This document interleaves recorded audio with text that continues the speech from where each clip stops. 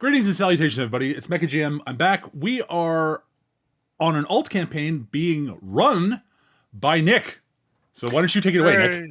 Absolutely. Hi, everyone. It's Nick F. Time here. And I'm going to be running my first D&D campaign as DM in over a decade, which I'm not nervous about in the slightest. But welcome, everyone. This is D&D Abeyance.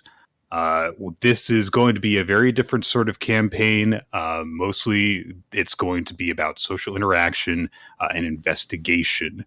As to what kind of stuff you'll be investigating, we'll get to that kind of shortly. But first, I guess we want to just meet our players. First off, yes, Peter is still here. Hi. And he is going to be playing instead of DMing. Astonishing, I know. I do that occasionally. I'm frightened. He will not, however, be changing his username to Mecha Player. No, that would be silly.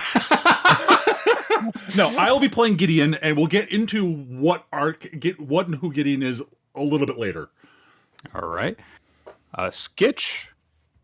Yes, I exist. The character I'll be playing is named Tananars or Tan.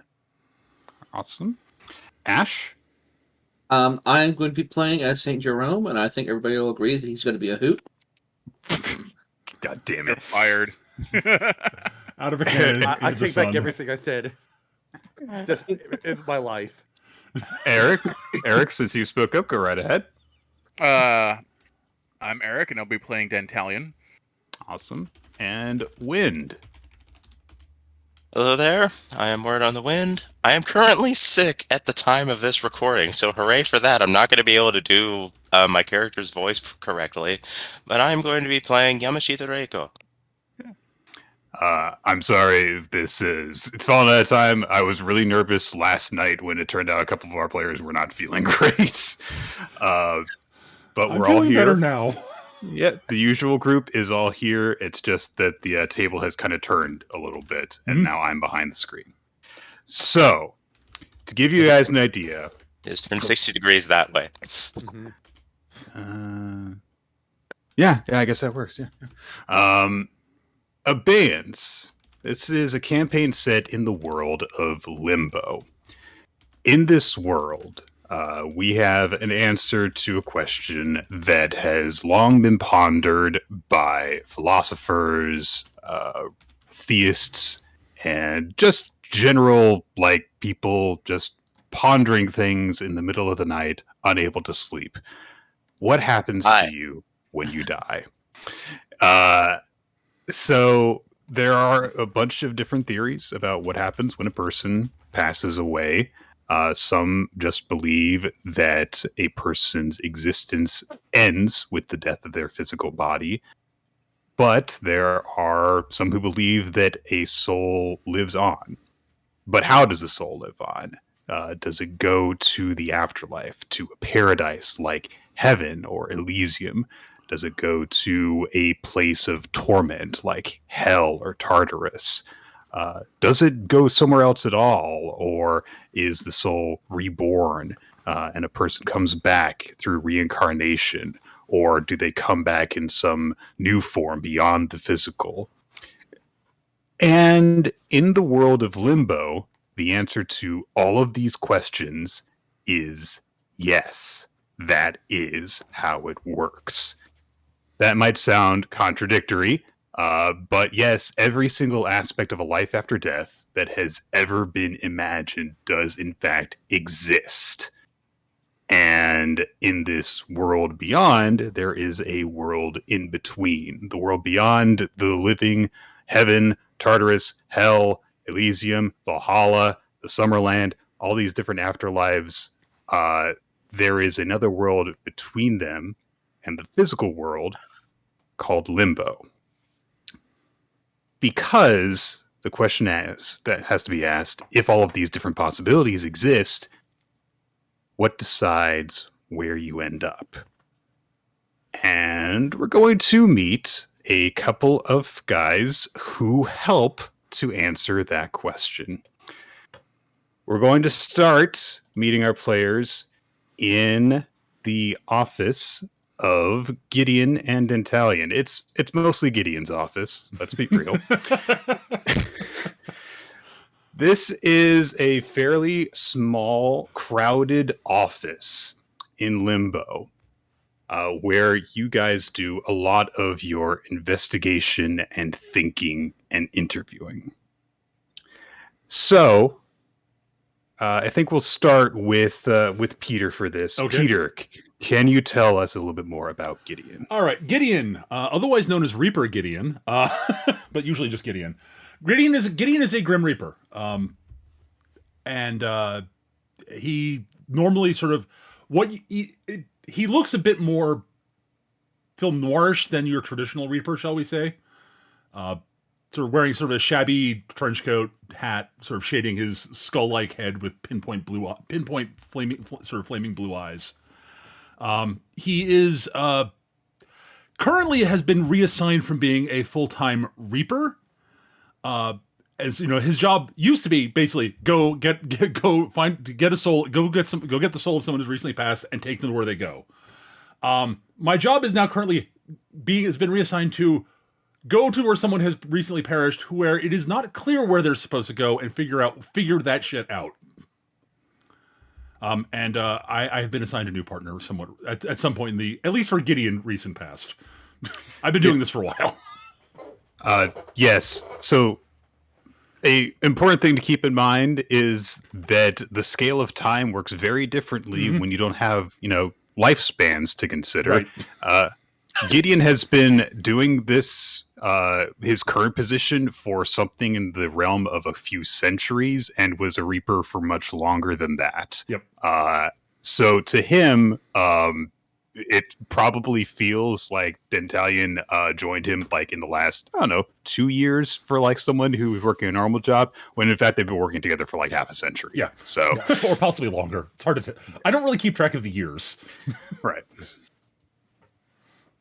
And speaking of Dentalion, Eric, can you tell us a bit about him? So Dentalion's been working this gig for a while now, as far as he's concerned. His perception of time is also different from Gideon's. And he's also sort of trying to make sure people go where they deserve when they die. Not necessarily where they're supposed to go, but where they deserve to go. He very much looks like the sort of shadow people cryptid. He's basically a black silhouette, sometimes shown wearing a hat, and he sort of glides around. Occasionally, when he's particularly excited, one way or the other, he's got two little red eyes that show up where eyes should be in his silhouette. And he's very concerned about making sure people go where they deserve to go, and is very concerned with keeping this gig and being here in Limbo. And you guys currently are in the midst of an interview with a man who is recently arrived to the world of Limbo, and does not seem very pleased to be here. He seems confused and kind of put off, which you guys are used to seeing by this point. This guy's name is David Larson, and he is in the midst of basically... You guys brought him here because his case was dropped in front of you. It's your job to figure out where this guy is to end up and why he's not there. And while you've been trying to ask him questions, he's mostly been answering in the form of complaints. And he's in the midst of saying, look, I did everything right, okay? I donated, I showed up to church every single day. Okay, not every single day, every single Sunday. You know what the important days are, right? And sometimes, in between and all this, I have been kind to my fellow man. I should be in heaven. I don't... Look, can you guys not do the face of a void thing, all right? Or Listen, Dave, we understand, it's very traumatic dying. We've all been through it. But you have to understand, just doing the right things because they're the right things doesn't mean you go where you think you're supposed to go. You have to do the right things because you believe that they're right things, not because someone told you they were. What kind of difference does that make? Oh, it makes all the difference in the world. You don't want to end up like us, do you? Well, Dentalian, that does vary slightly upon the religion in question. I do believe there are some where the actual the intent behind the actions matters less than the actual actions themselves. It does vary, but Yes, but those are garbage religions. No one worships them anymore. All right, guys, listen. I know for a fact I don't have them with me, but I have receipts showing all of my donations to my local church. Yes. Did those just like not reach you properly? Did they not go through the right channels? Is there someone I could like call? Mr. Larson, I have to ask a couple of questions, Mr. Larson, that you've been avoiding answering, and I would the answers to these might actually be important. So please, sir, this may just be a very simple issue of a bureaucratic screw up, and I will apologize if that's the case. But for the first question, make a persuasion check for me. Absolutely. Persuasion. Here we go. I rolled really badly. His mood is not really affected by what you're saying, but you're at least you're speaking his language. You're telling him the things that will hopefully get him into heaven. So he's at least going to stop complaining for a few seconds. All right. So there are some possible. From what I'm okay, Nick. Before I ask the question, before I say this, sure. Do we have a very clear how he died? Yeah, he died of natural causes. Okay, natural causes. That's important. Okay. Yeah. He had actually. You guys have a file on this guy. Yes. It is standard procedure.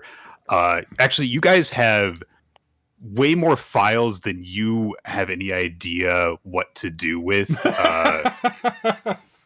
Like there are overflowing filing cabinets and stuff like that. It's kind of weird because space works differently in Limbo than it does in the physical world, because space is I won't get into like the physics of it, but essentially you have infinite mass to draw from, and there is a limited space that people are taking up. So technically, if you need more room, you can just ask for more room, and it's just there. Right. But despite that, your office would not conform to the expected aesthetics if I said that everything was tightly organized. Right. No, of course not. So you constantly have just slightly too little room for everything.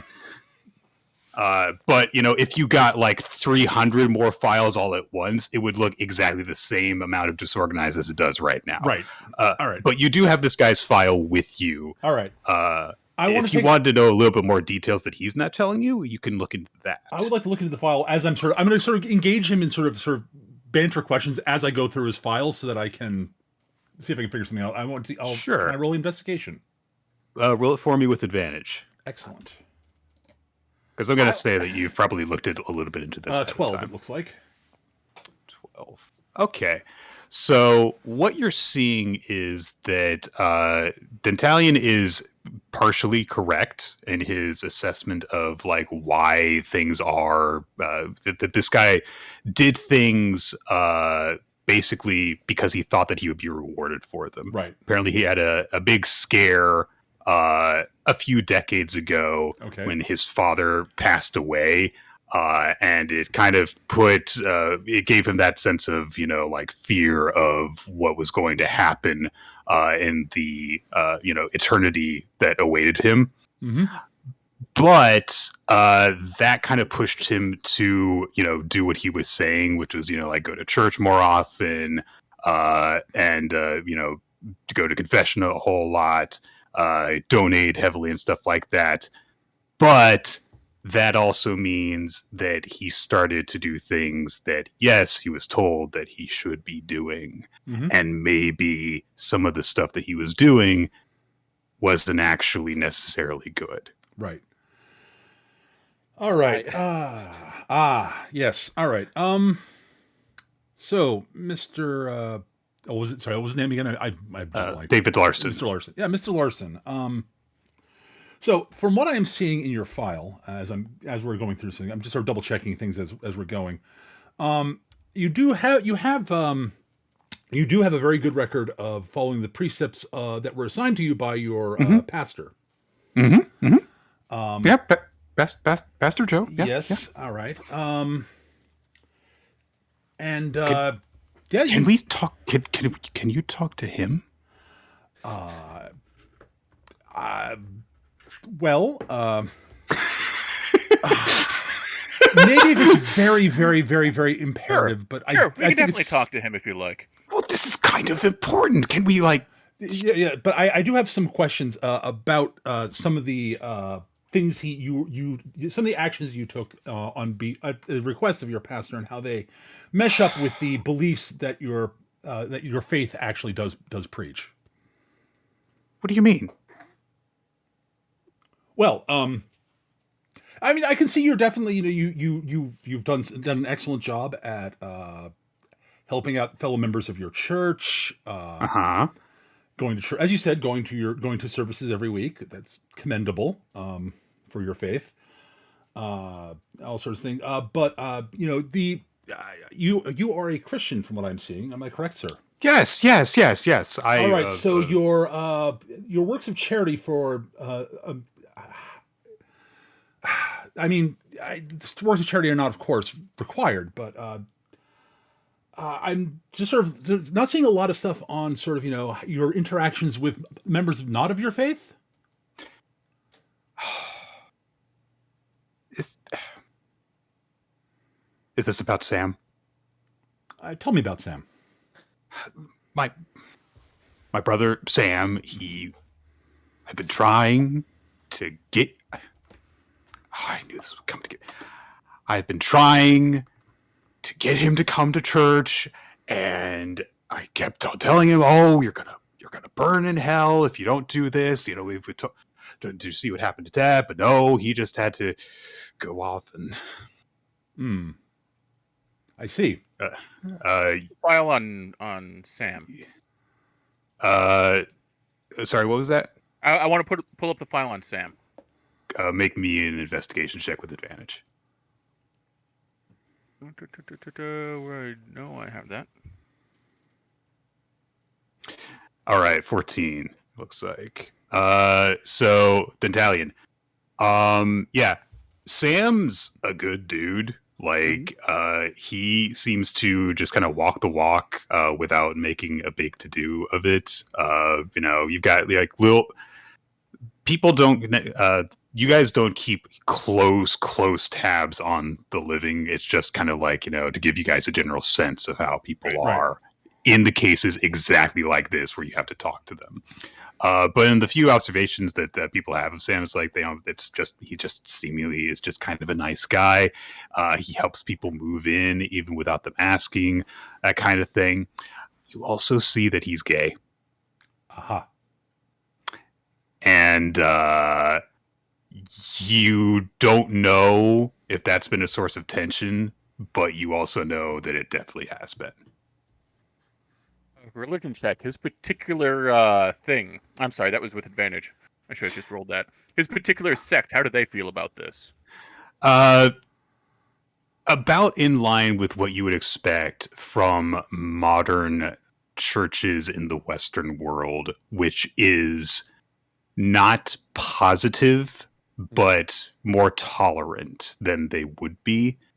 But it's kind of one of those things of like, it's, how do I phrase this? They don't like it, but you can still come to church and try and, stop being that way, kind of thing. Right. So he's been trying to get his brother to come to a place where they wouldn't be mean to him, but they would be trying to, with the best of intentions, change him. Right. Okay. So, I'm not actually going to say this, but I'm going to try to lie to him to lead him down sort of a path to like suss out just exactly how much this is a problem with him. Okay. Give me a straight deception roll as you're doing this, and we'll also see, and also we'll play this out. Holy shit! Well, Dan is good at this. All right, Eric, what do you say to this guy? I was like, oh yeah, I was just looking at Dan's file, and I see he's also a pretty good guy, but there is that one thing about like what he does in his private life. Like, I understand that. That's an issue. Like, how much has that come between you guys? Like, I mean, you know about that. Listen, look, I love my brother, but I worry about him, and I mean, oh man, I hey man, I get it. It's it can be an issue sometimes, especially with in your faith, and I get it, but come on, you just lay it out here. Like, is it? How do you really feel about it, man? You're pretty open about it. Look, he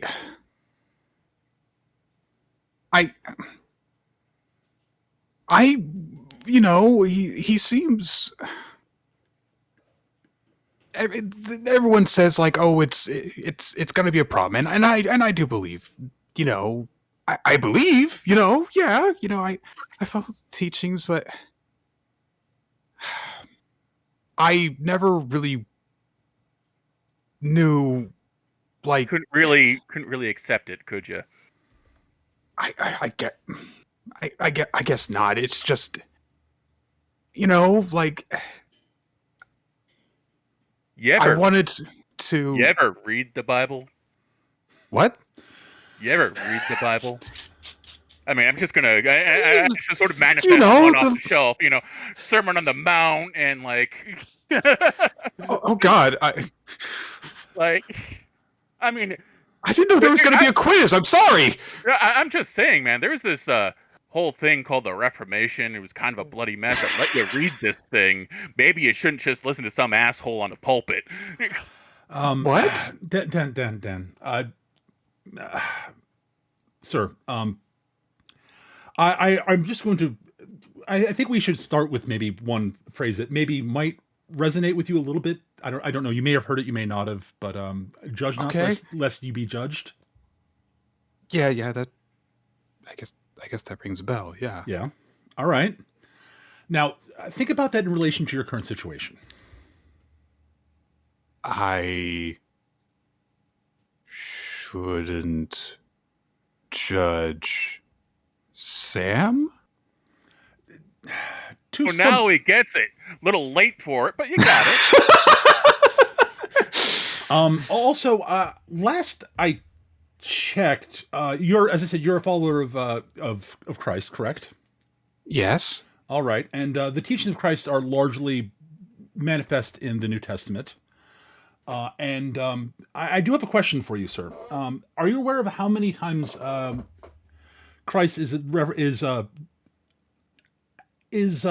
quoted as speaking anything on the realm of homosexuality? Okay, hang on. We're gonna add one to that. I don't think I've ever heard of him saying anything about that. That is correct, sir. No. Oh. Yeah.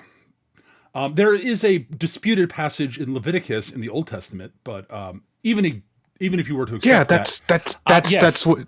But that's what Joe was always. Did not Christ die for everyone's sins, thus wiping away the sins of the Old Testament?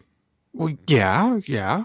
And it's a matter of translation. We've been at this for a while. There is that also, I'm Generally, the passage refers to as abomination for a man to lie with young boys. You guys are like talking over this guy's head, just directly at each other right now. yes. Now Dan, listen. a little bit of like the philosophy discussions you just have in your spare time come out. I mean, listen. It also depends whether you're going off the Greek translation yes. or. Well, I mean, going there's of course the issue of the fact that the word of God the word of Yahweh has been passed down through the mouths of man for a very long time. And have you ever heard of the game Telephone, Sir? You mean like, you whisper into someone's ear and they whisper down the line? Exactly. Now, have you thought about that in relation to doing that over the course of centuries while translating between languages? So you're saying like the original word of God could have, yes. But that's not the important bit right now. That is Okay. largely a thing for theology and not for the scholarly theology, not for what we're discussing right now. yeah. So It's less important what the actual intent of Leviticus was, more that Christ, when he through his sacrifice, reset what the terms of the faith were. okay. So Leviticus That's why largely doesn't really apply that directly. Otherwise, there are a whole bunch of other prescriptions of Leviticus that you'd have to apply as well. So I mean, do you want to there's that whole prescription against mixing wearing fabrics of two different sources, touching the skin of a pig. Okay. So what you're saying is, I'm not here because I didn't do what my church group said, and not because I failed to bring Sam to church like my church group wanted me to, but because that you're saying that doesn't have anything to do with it. It's what then? You're a dick to your brother, man. Oh.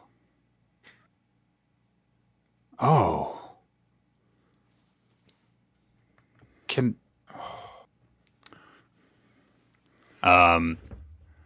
make an insight check, both of you. Oh, that's not what I'm good at. You can both make this with advantage because he Sure. is very exposed right now. Well, I'm good at this. Oh well, I rolled better than average, so 15. All right. Yeah. Both of you see clearly that this guy that there is a weight of regret on him right now. Mhm. But you in particular, Dantalion, can see that he's not worried about going to heaven right now. He's just, like he said, he did love his brother. Mhm. And that he feels like, oh, I could have been so much closer with my brother than I was. Now, I do want to say this is not.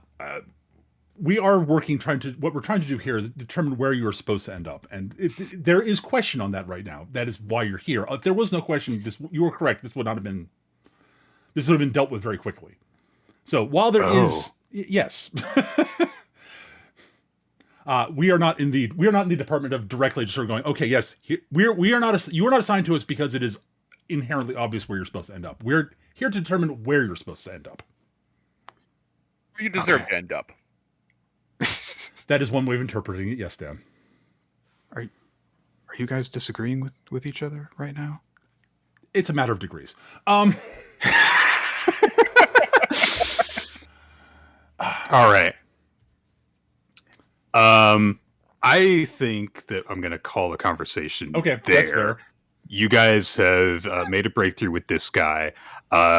Gideon, Yep. it feels good to make a breakthrough because you guys have kind of been hitting a bunch of, to pardon the pun, dead ends with a lot of stuff lately. Right. One of the piles of files that you have sitting around your office is a stack of folders, each of which have been stamped with the letters SNR, soul not reaped. Right. And We'll come back to that Yep. a bit later. Yep. But so this is one of the things that happens when you die, is that someone needs to figure out what's supposed to happen to you. And this is just kind of one of the ways of determining like what's going on in the afterlife. There is some other stuff that maybe you can figure out even in the physical world, where we're going to jump to now. So we are going to now be in the mountains. The Tanar Mountains on the border of Poland and Slovakia, where one of our other characters is about to start her day.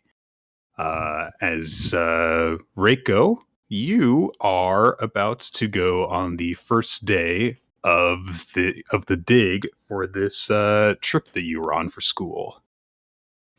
Word, can you tell us about Reiko? Yamashita Reiko is a very energetic young woman who is, I would say, probably most simply defined as, just think Lydia from Beetlejuice, but, like, actually, like, peppy. She's really into the macabre. She thinks death is a fascinating subject.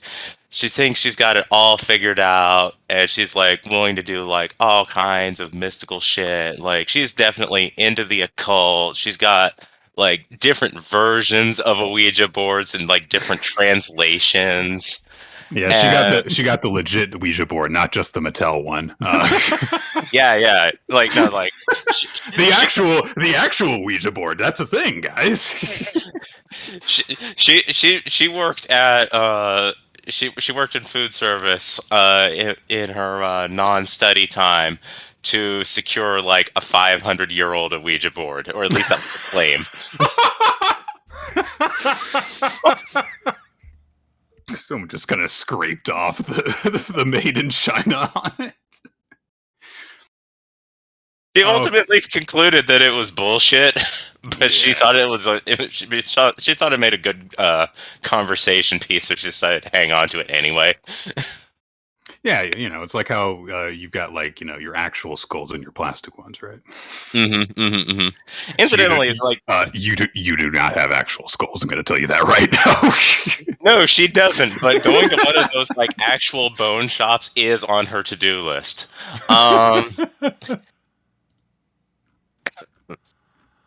But yeah, that's the kind of young lady she is. She is also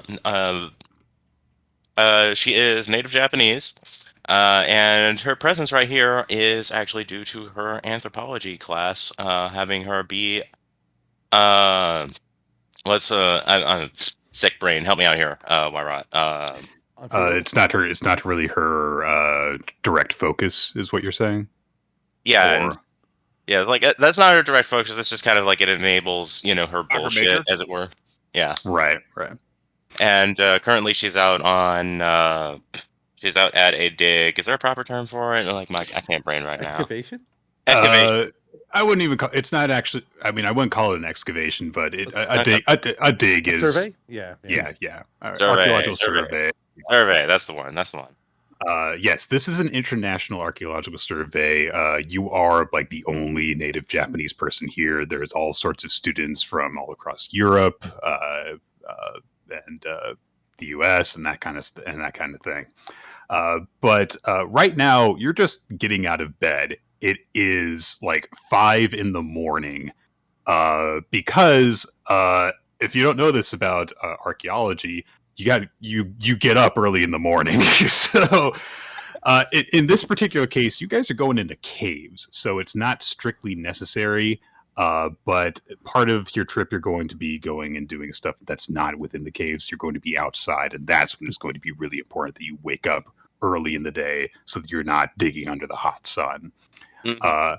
It's a similar principle as for like botanical things. Stay out of the sun, idiot. Pretty much, which works for you just fine. You, as you're getting out of bed, you've got some notifications on your phone. The fact that it's 5 a.m. here means that it is in the middle of the day in Japan. So on your phone, you've got a bunch of messages from your best friend, Sora, that are all just being like, where are you? Wake up. She's been texting you for like 2 hours because she's bored at work. And you've also got one message from your girlfriend, Yuki, who sent it to you like 5 minutes ago because she knows when you're supposed to be waking up. And she just has a little message for you that just says, good morning. Aw. Rika will text back, morning is a matter of perception. And right now it is morning around here. She sends you back an emoji of a sun and what it's not laughing tears. It's like one of those like like one of the ones that's like a restrained, polite laugh kind of thing. Yeah, I know what you mean. Rika will give like another response to the other one that just says, I just woke up. I'm out of the country. Sora texts you back saying, like, I'm bored. Get on a plane. Come over here. She texts you back, no you. She sends you a selfie of her just like behind the counter at her job, just like making weird teenager faces, that kind of thing. Rika will take a somewhat unflattering selfie of her top-heavy self, just like dragged out of bed, when just like basically just like wearing one overly large shirt and looking like an absolute wreck, and just being like, "Are you sure you're doing worse than I am?" She sends you an ad for makeup. Like, you go to hell. very passive aggressive, but she also sends the link with it's an emoji of a smirking cat. Which is what she's been doing lately when she's trying to be playful. Even though there is a fine line when it comes to people of a certain age between being playful and just being horrible, and she really rides that line with you hard a lot of times. There's a reason why I'm telling my girlfriend when I get up and not her. That's right. But you guys trade bars back and forth for a little bit. She does close with the message, good luck today, try not to turn into a bat. Rika will just kind of like finish brushing her teeth for a moment while she like thinks about a retort, and just kind of like decides, nah.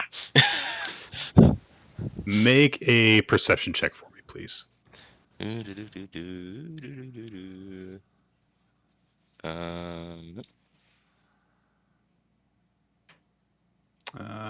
Okay. As you're brushing your teeth, you hear the door open and shut. It's one of those kinds of things where it's like someone doesn't just go. It's like the slow, kind of gradual creak, and then the very slow latch of the door of someone opening and shutting it very carefully. Right, the non-disturbance variety. As you look in the mirror, you see your roommate for this trip, Christina. She is Scandinavian, and she's kind of like she kind of sees that you can see her, and so she switches from sneaking to like acting casual and just kind of like do walks past you. Out late. No, I was just getting some air. Make an insight check for me.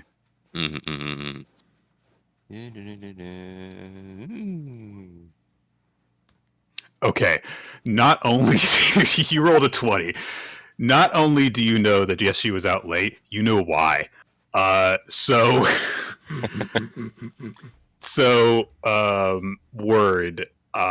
There are at this archaeological survey a bunch of young people in their sexual prime that are never going to see each other again.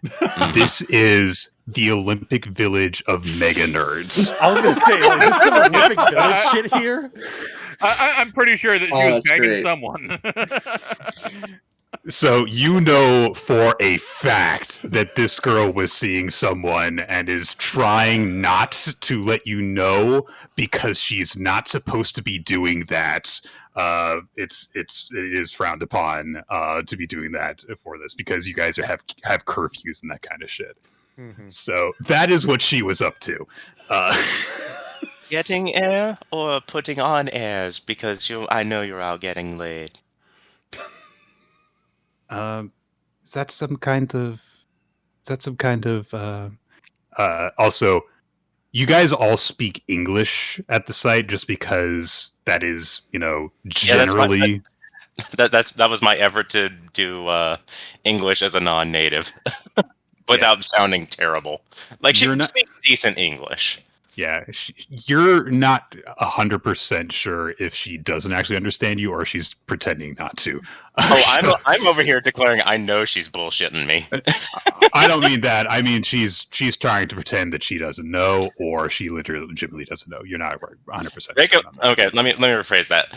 Reiko is certain she's BSing right now. Okay, gotcha. That is fine. That's fine. Working under the assumption that. Yeah. So, guy, gal, both, all, come on. She looks a little embarrassed. It's like, okay, look, I'll tell you. It's just a one-time thing, okay? Okay? We don't have to make a big deal of it. Seeing each other once. Of course it's a one-time thing. No, I mean, like, it's not. We're going to be sharing a room for like 2 weeks, okay? So I just don't want you to be holding this over my head, all right? So. Well, you should have thought about that first, now shouldn't you? Well, shut up! And she walks back into her bedroom to get ready for the day. Kind of laughs to herself and just kind of finishes up. Yeah. You get some messages from Yuki, your girlfriend, that are just kind of like, just giving you some general updates, saying like, oh yeah, we did some compound studies in class today. Yuki is a chem student. You guys go to the same university, but you're on very different tracks. And she's just like generally doing like, hey, just to make sure that you give me an update at the end of the day and stuff. And she's got everything down in terms of like, she knows what times are good to talk to you. She's got a schedule worked out because she misses you. And so she's like, I'll talk to you in about 6 hours or so. Okay. And she sends you a black heart. Reiko will respond in affirmation and will provide a morning update of roommate got laid.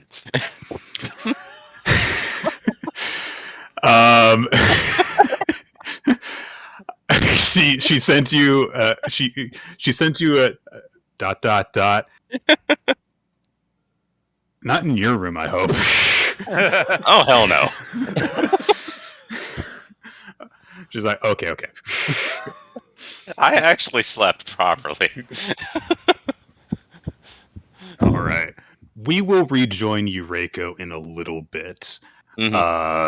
Once you get to the starting your day in full. We are going to go to a truly weird looking place.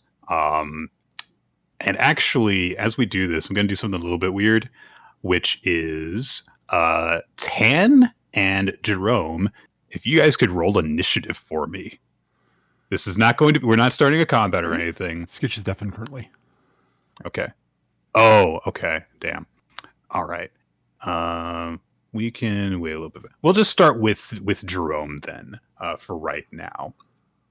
But we can fill in Skitch when he gets in. Skitch is back. Skitch is back. Oh, Skitch, can you do me a favor and roll initiative for me? You're not starting a combat. It's I just want to use it to determine an order of things. 7. Thank you.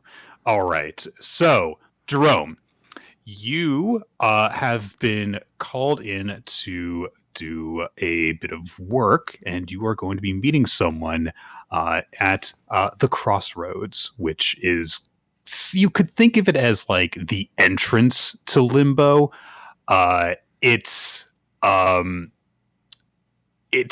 This is one of a billion or more different appearances it takes on. And it appears differently every time you come here. At the moment, it's basically sort of seems like a hedge maze. And so you walk in. Ash, if you can tell me a little bit about St. Jerome, please.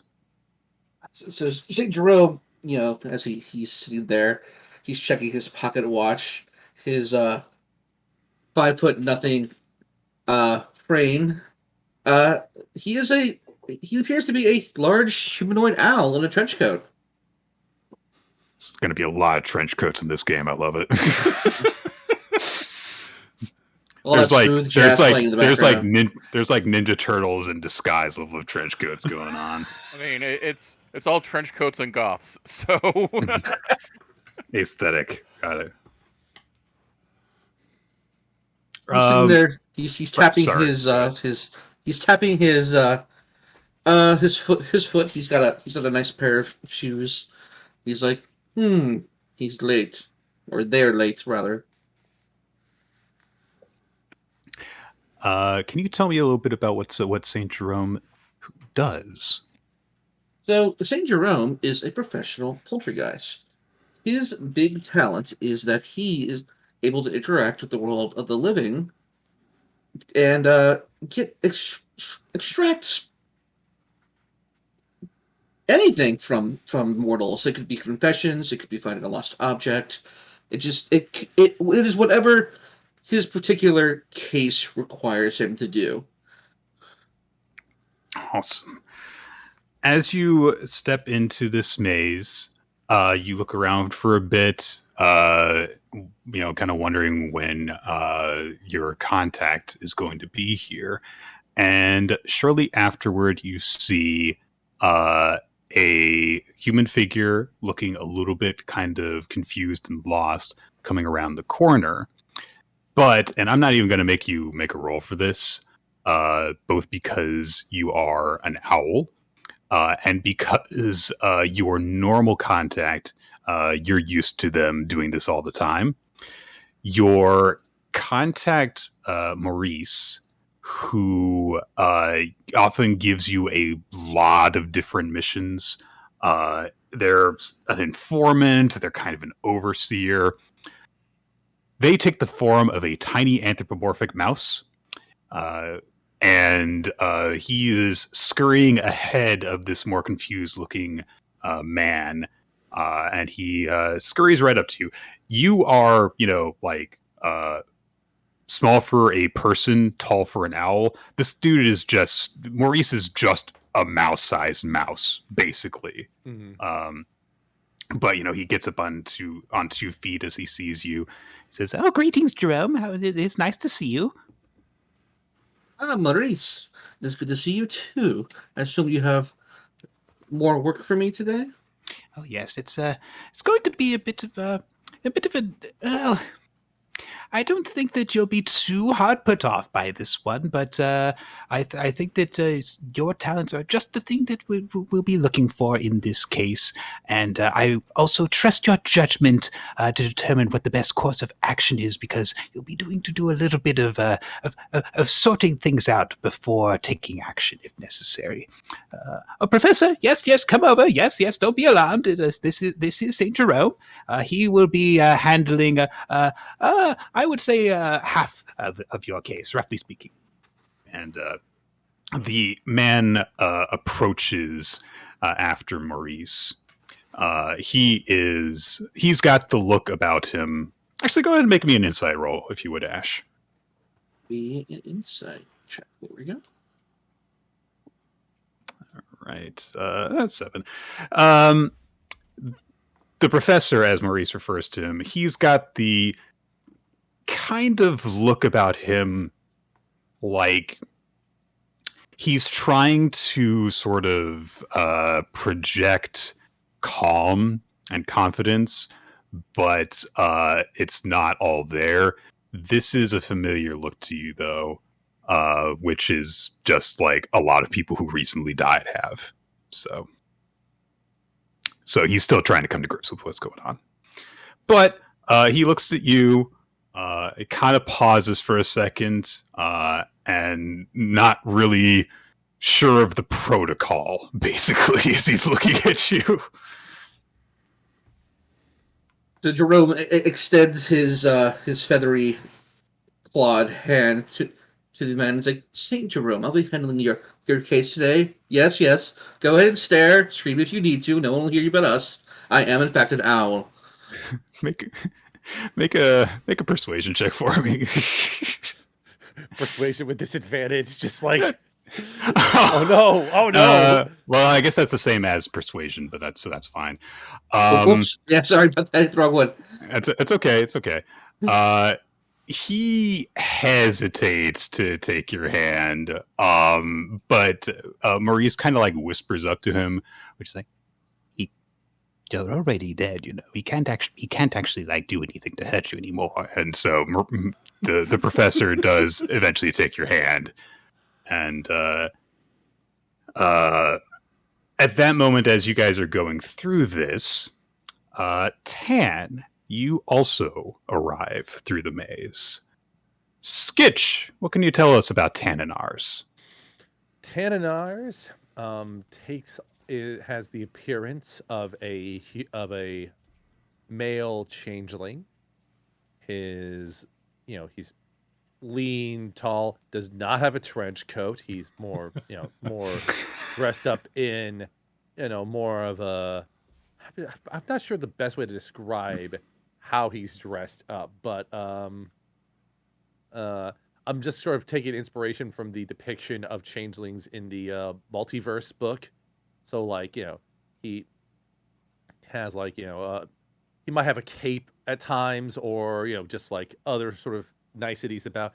Dresses mostly in monochrome, because as you do, but he's currently presenting as in his changeling form, not opposing to say anything else, and the job he has is very much outside of the standard protocols of the systems, because what he does is relay messages from the afterlife to those that are living, basically to help comfort and clarify and can provide closure to those who are still alive. And he does so with a gentle, poetic touch and flair to it. All right. And as he approaches, he does so in kind of a leisurely stroll. It's almost like he's intentionally been taking the scenic route through, for one reason or another, just taking in the ambiance. Awesome. All right. As you approach Tan, you see, actually give me a perception check, because this is a bit of a weird sight, and I want to see. 7. You can see 7. Yeah, you see this humanoid owl shaking hands with this recently deceased, older-looking human. And we did talk a little bit about this before, and we generally agreed that you two could potentially have kind of crossed paths before, because you're kind of two sides of the same coin. You go into the human world in order to kind of set things right, or set people in the afterlife at ease in some way. It's up to you guys, however, to decide how well you know each other, basically. Mm-hmm. I will leave that up to you, Ash. How much do you want my character to know of you, at the very least? I would say we've probably worked together at least once, so we are familiar with each other in that regard. Probably not like close friends, but we do know each other. So Alright. yeah, I could picture Tan just sort of seeing this and just sort of walking on over, uninvited, but then just sort of casually just saying, "Ah, a new client, I see, for you." And Jerome just kind of looks up at Tan. Is like, it might be a client for both of us if you're here. Oh, Tananaz and Maurice. Now, Tan, you see the mouse that is at all of your feet, and he's squeaks out agreeing to you, and he says, "All right, well, this is everyone, so we can begin. Yes, we have a little bit of it's not really an unusual case, but it's a case where I thought that both of you would should probably be tapped for to help out the professor. And well, I'll let him explain things, Professor." And he probably looks up. 10, if you can also give me like a persuasion check, because you are an unusual looking guy, not quite so weird maybe as a talking human owl, but yeah. Wow, that's That's a net one. that's a botch there. I wish we had the whole like hero point system going on here. All right. Well, you guys see that the professor, look, he's had a day. All right. He died today. So, or maybe the day before, something along those lines. Can I at least make a noble effort to make a good impression? This is just the impression you give off just from him looking at you. If you want to try and engage with him, I will let you re-roll after you've done that. Sure, fair enough. And depending on how what you say and everything, we'll see how that goes.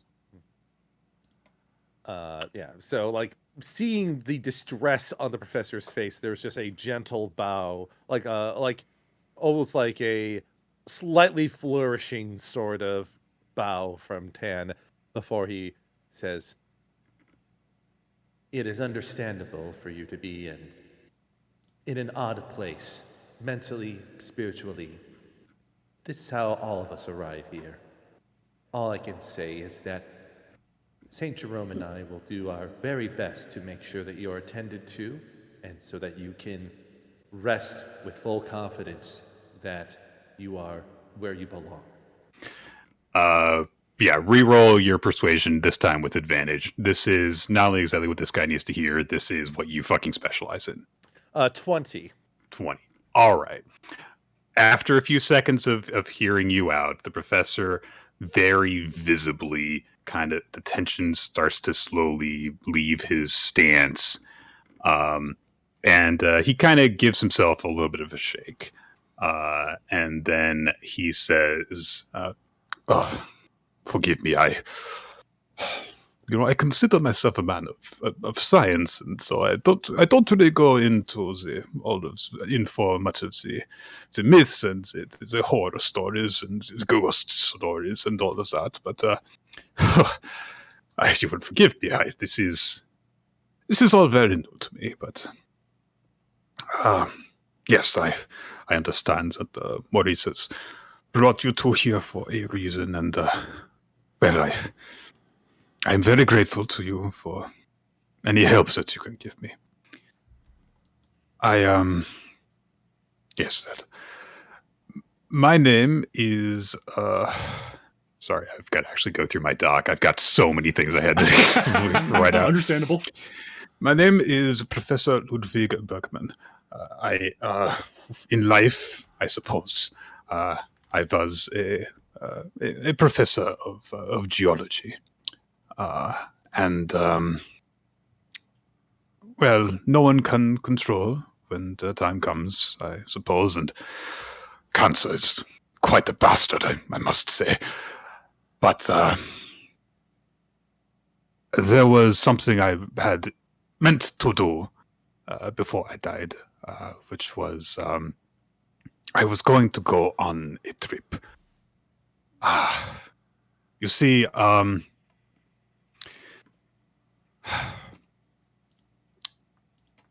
I have been a scholar for my whole life. It is my passion. But I also love my family. I never had children of my own, but my niece, Hannah, she also shared my love for knowledge and research. And when and he starts to kind of like trail away from like the point of why you're doing this. He's kind of caught up in reminiscing.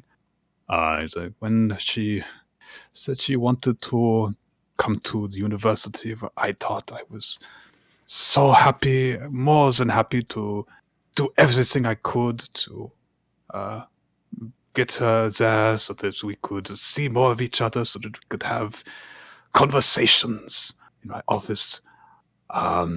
And while she was there, she found her own passion. Also, as it would turn out, like me, in the earth. But not quite the same.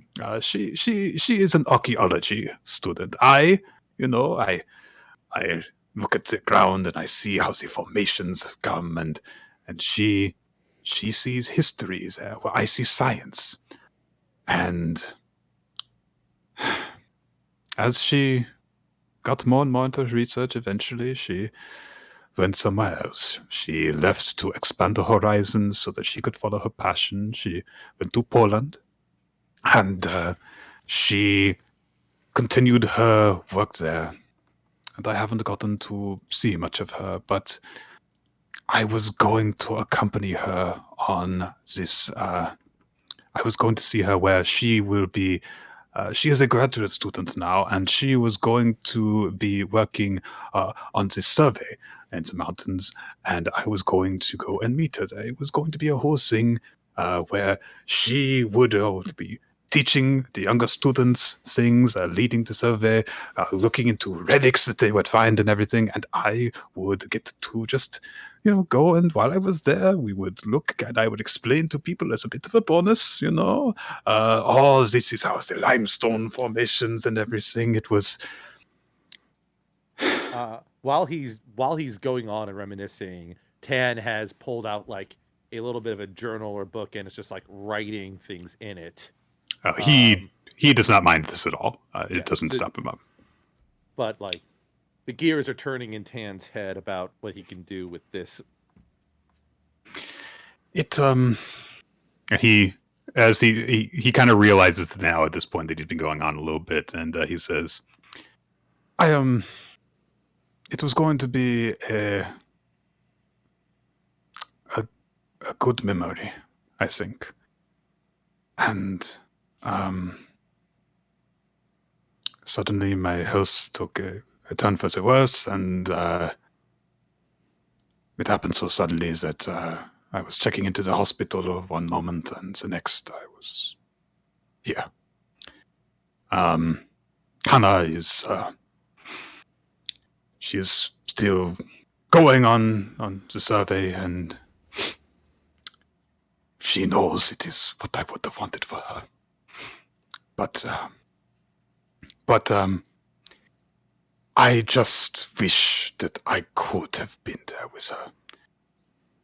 And he kind of looks in embarrassment to you, Jerome. And each of you can make a bit of an insight check for me if you'd like. All right.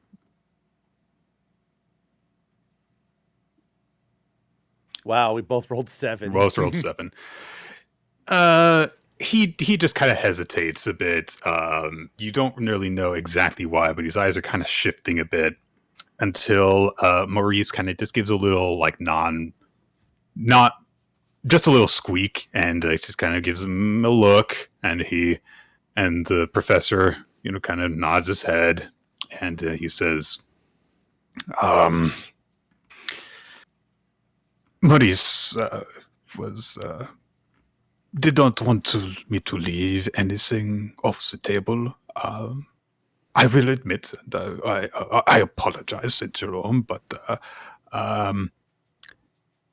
this is something where you'll forgive me for saying, I hope it turns out you do not need to do anything.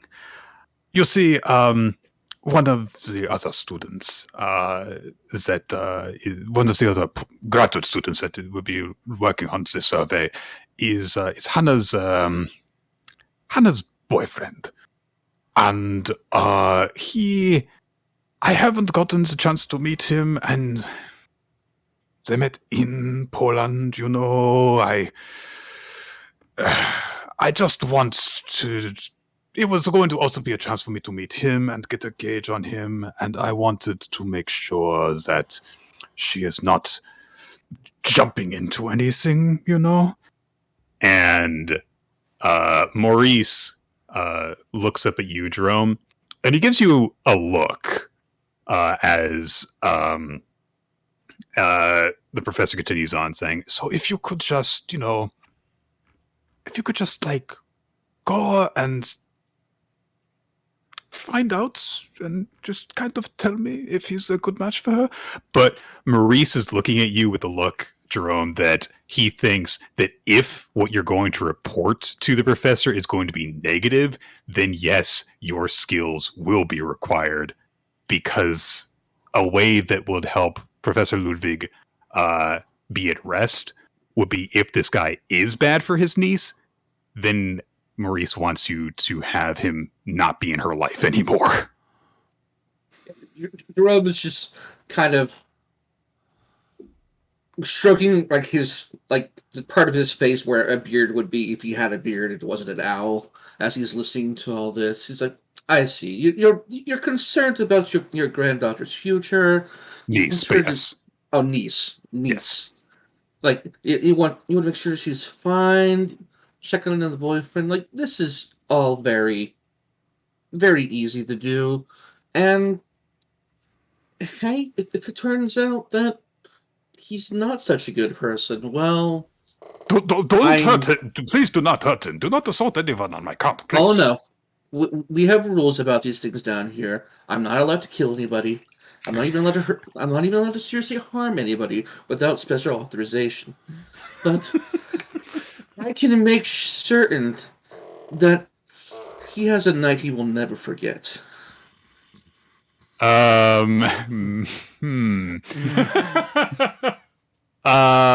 Make a persuasion check for me. And after that, Let's see if I actually hit the right one this time. Yeah, it's okay. Well, you're using mob language in this guy's mind, so he doesn't look very assured by what you're saying, which is I assume are saying I'm going to put the fear of God in this guy, and he's thinking I hope he's not going to have him fall off a cliff or something like that. I will. So he's feeling a little bit it's amazing what kind of accidents can happen in archaeological. Exactly. Yeah. When there's a little bit of a pause, Tan will chip up with a proposal from his perspective. Okay. And it's well, you mentioned about making this a good memory for yourself and for your niece. And while you can't be there in person, there is perhaps a way that you could be there to support her in an indirect manner. This? Yes. Whatever it is, yes, I would love to dance.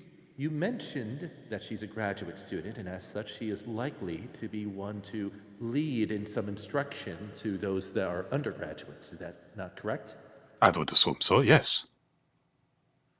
Perhaps in her various notes and things, there could be a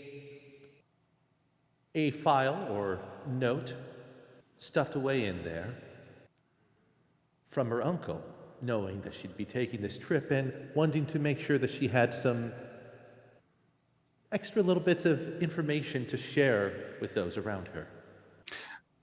He looks incredibly pleased by this idea. This guy, the emotions are all over his face right now. The idea that this chance could happen clearly appeals to him. Tan then turns the journal around to show him like an example of a note written up, um, and basically just states, "I would need to see a sampling of your writing style, and you might want to provide me some technical notes to fit in there, but I can try to assure that this gets to its intended target in a subtle manner, so that your intention to support her in her endeavors is maintained with proper integrity." Oh, yes, we should get to the work right away. Yes, and he gets to work with you, kind of scribbling stuff. Tan, this guy is a professor. He has scrawl, you know. So, your very wonderful script is, he scribbles stuff out in a way that, you're an expert on like handwriting and all this stuff, so you can read it. You get the feeling that an everyday person might not be able to, but given the fact that this guy has had a familial and also scholarly relationship with his niece, you get the feeling that she'll be able to read it too. It'll be fine. And he gives you all the little tidbits that would fit in with the more romantic sentiments that you're providing as well. Right. Shall I roll like deception to see how well I get the impersonation of the script? I think that is going to be for the best. And roll this with advantage because you're preparing this ahead of time. You've got someone who knows his niece very well helping you out. Oh, wow. That's not particularly great. 13, but it's not terrible, but it's like... Yeah. It's a reasonable facsimile of a note. More than reasonable, I would say. Because it's so sloppy and stuff like that, it'd probably hold up to scrutiny. But who's going to scrutinize this anyway? So, all right. And Jerome, is there anything you want to do before you guys set off? Because you're going to need to go into the physical world in order to do these things. Jerome has his various tricks prepared. He does take a moment to ask Maurice, "Is like, do you know if he's holding anything back that I should know about?" That's a good question. Let me just roll this. Maurice shrugs his little mousy shoulders. We are terrible at our jobs.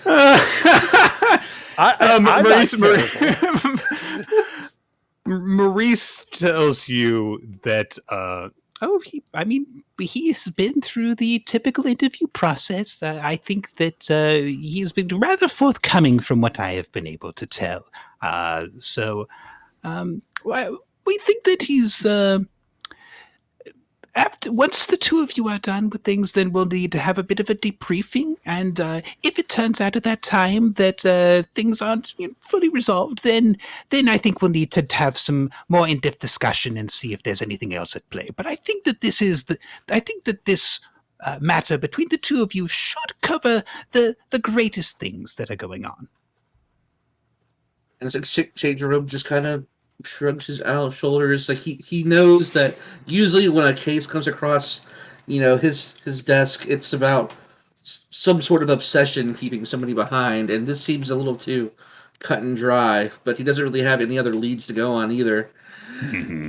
Oh, absolutely, yes. You are used to dealing with stuff like, I was murdered, and bring the person to justice, or someone has taken credit for something that I actually did. Make sure that I get credit for it.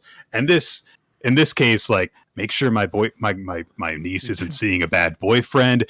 You're prepared for him to think that this boyfriend is a serial killer. So this does seem a little bit easy to you right now. Yeah, Jerome is basically, in his own mind, is thinks that the professor actually knows who the boyfriend is and has heard something, and he's just looking for confirmation of it right now. Yeah, But that's you're not something going to he get can it do. from Maurice right now. Maurice does not know anything further other than what the professor has told you. Maurice is more of a delegator than he is an in-depth investigator, and you'll meet more people. We'll meet more people in Maurice's kind of position a little bit later. But we're going to move on now, I think.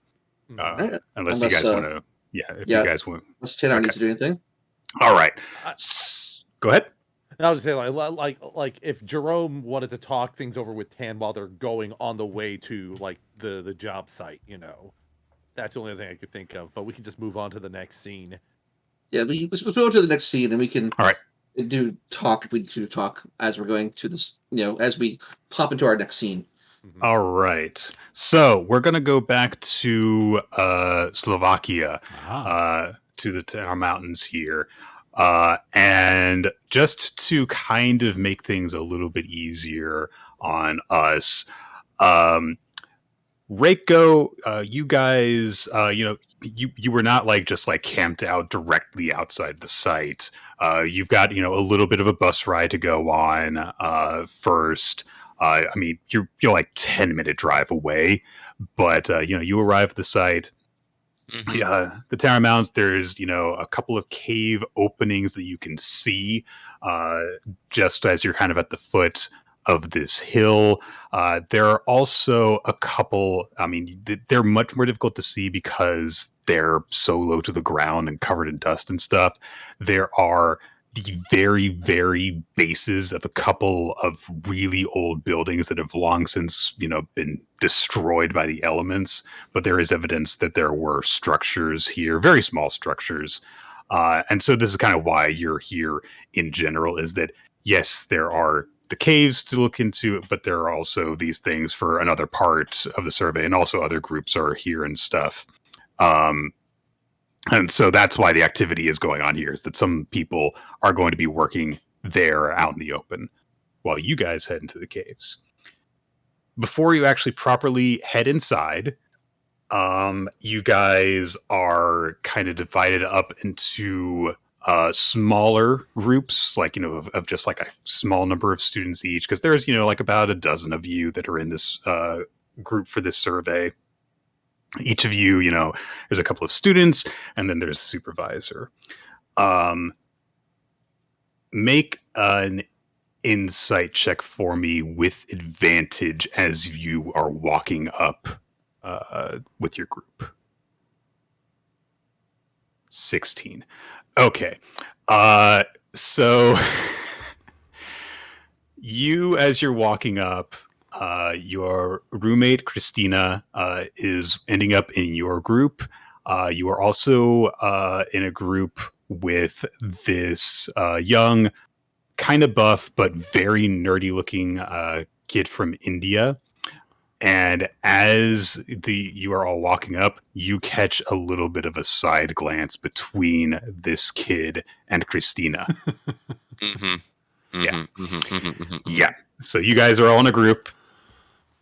As you walk up, you see a couple of professors and grad students who are going to be actually overseeing your guys' work as you're doing this.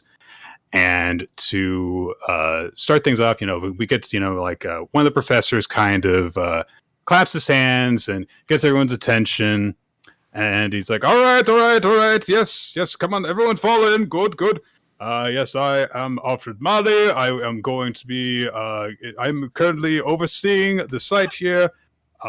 So if you need any assistance with anything important, come and see me. All of the typical questions, if you need to just find equipment, if you just need if you just find like a typical thing, see one of the grad students who are overseeing you.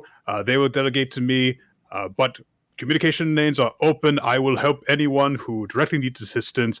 It just kind of goes over some very basic safety protocols and stuff like that. And then he turns things over to the students because, part of this whole thing is that everyone is here to get experience in some form. you are here to get credit for your college course and get experience doing actual archaeological survey stuff. The grad students are here to get experience leading and teaching these kinds of things. Right. So the first person that speaks steps up. He is this he's this young, handsome looking man who actually make an insight check for me. Yeah, no. Jesus. Okay. 24. Wow. You peg this guy immediately. This kid he's not good at these situations. He is very rigid as he starts speaking. And as he starts talking, you look at him glancing at his palm every few seconds at the notes he has clearly written in his hand because he doesn't trust himself to remember all the things that he is supposed to be saying. So he says, "Hello, everyone. Welcome to the mountains. Is everyone ready to start the dig?" And he opens his hands up for a response. Two students go. Greco is immediately just going to fire out. Are you? You seem nervous. I can't hear you. At this point, Okay. At this point, he wipes the sweat from the top of his head with his hand that has the writing on it. He's like, okay. Yes. sorry, Ted. Welcome to the Tana Mountains. We are going to be doing an archaeological survey of the. Today we will be focusing on the caves you see behind me. He looks a little bit further down at some of the stuff that wasn't streaked off by his sweat. It's like, welcome everyone here. We have people from all over the world, and I am so excited to see all of you representing your different universities and backgrounds. Thank you to the Clay Group Corp for organizing this dig. And as he's getting into this, he's going Clay Corp Group he's reading off notes on just the sponsor of the dig and stuff. Make sure to use promo code when you visit our site to get 5% off your next. The Professor Mali just kind of steps in and takes mercy on this kid and finishes the part of the introduction that his student was supposed to give. It's just kind of introductory level stuff, this is why we're here, and these are some of the stuff. He gets a little bit more in depth, and he's looking a little bit annoyed as he does that. At this moment, Tan and Jerome, you guys arrive. This is the scene where you were told about by Ludwig Bergman. You know that his daughter is supposed to be here. Each of you make an investigation check for me. all right, You better roll good at this, Jerome. Good, thanks. there we go. Okay. Yeah, I rolled a 5. Okay, Jerome, what did you roll? Sorry, you got a 21. 21. Okay, yeah, Jerome, you know what the professor's niece Hannah looks like, and you clock her right away as you're coming up on this group. She is currently kind of quietly she's got her hand on this other grad student's shoulder and is saying some stuff to him. It's like, "Oh yeah, no, that was great. You did a good job. That was fine. Yeah." Everyone here can make an insight check. That's a 14 for me. Okay. 8. All right. Yeah. I actually Tan. managed to rolling one. Hooray. Yeah. Reiko, you're caught up in like you're excited to be here. You're just happy to like, oh, I'm gonna be doing some stuff. I'm gonna be seeing some cool shit. Jerome, you don't quite you see them and as you point out that's the girl that we're here for, Tan, you see her interacting with this guy, and you can tell right away that there is a closeness between them that goes beyond just like we're students working here together. She's got like, a hand on his shoulder in such a way. She's leaning in and she's whispering in such a tone that you can tell that there is an existing relationship between them.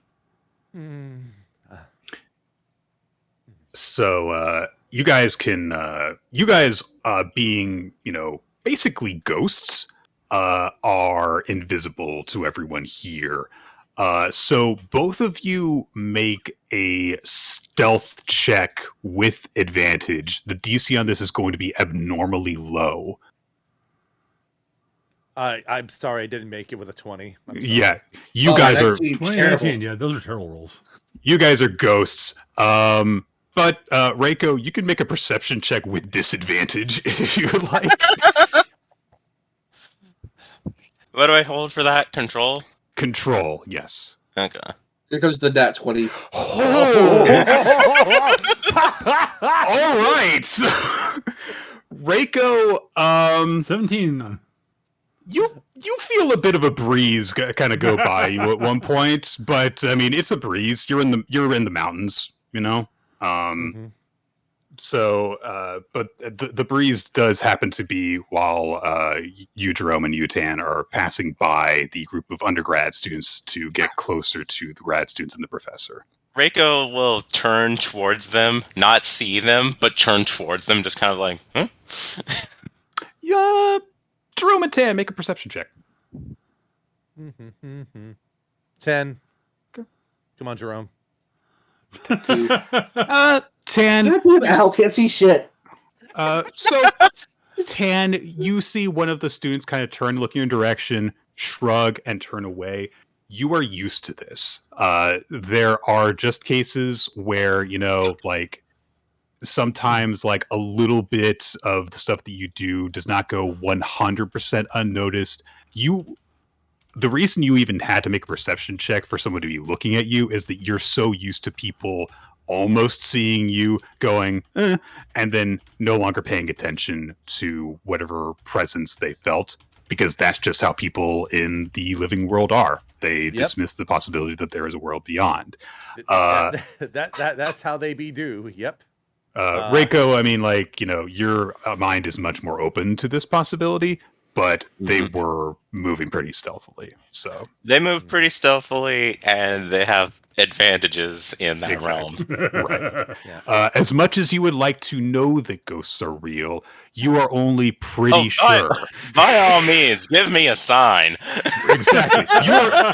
You are looking for every possibility, and you kind of just like feel a breeze.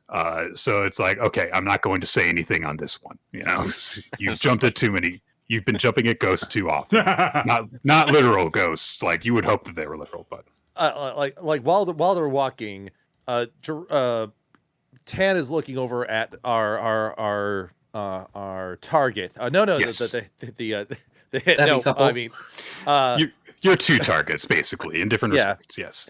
And Tan's thinking, and we'll just kind of relay over to Jerome. It's like, it does look like that those two are getting fairly serious.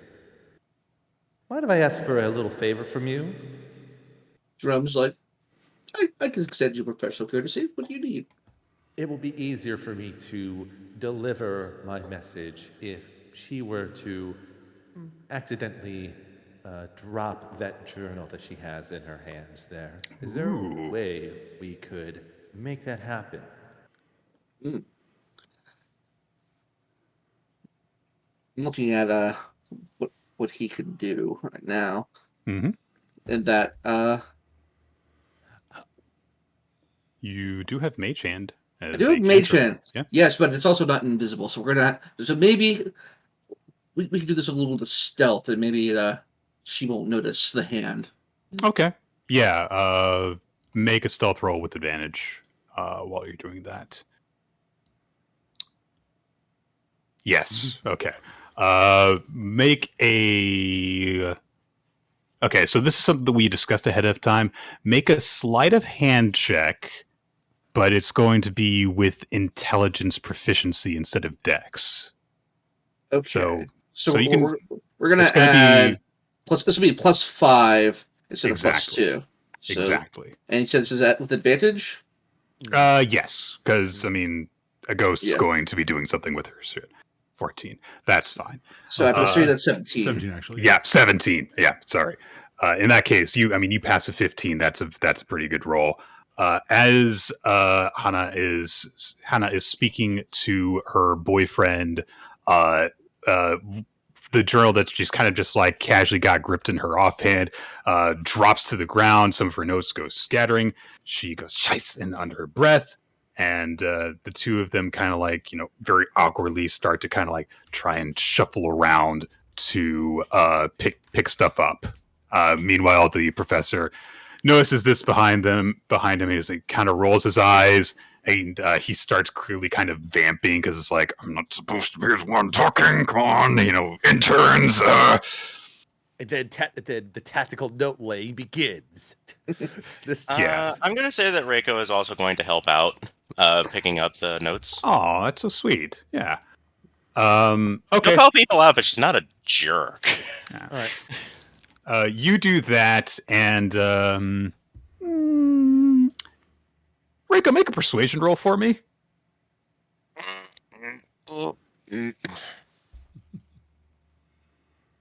Persuasion, you say? Yes. That thing I'm not good at. It's okay. All right. Well, 1. Oh.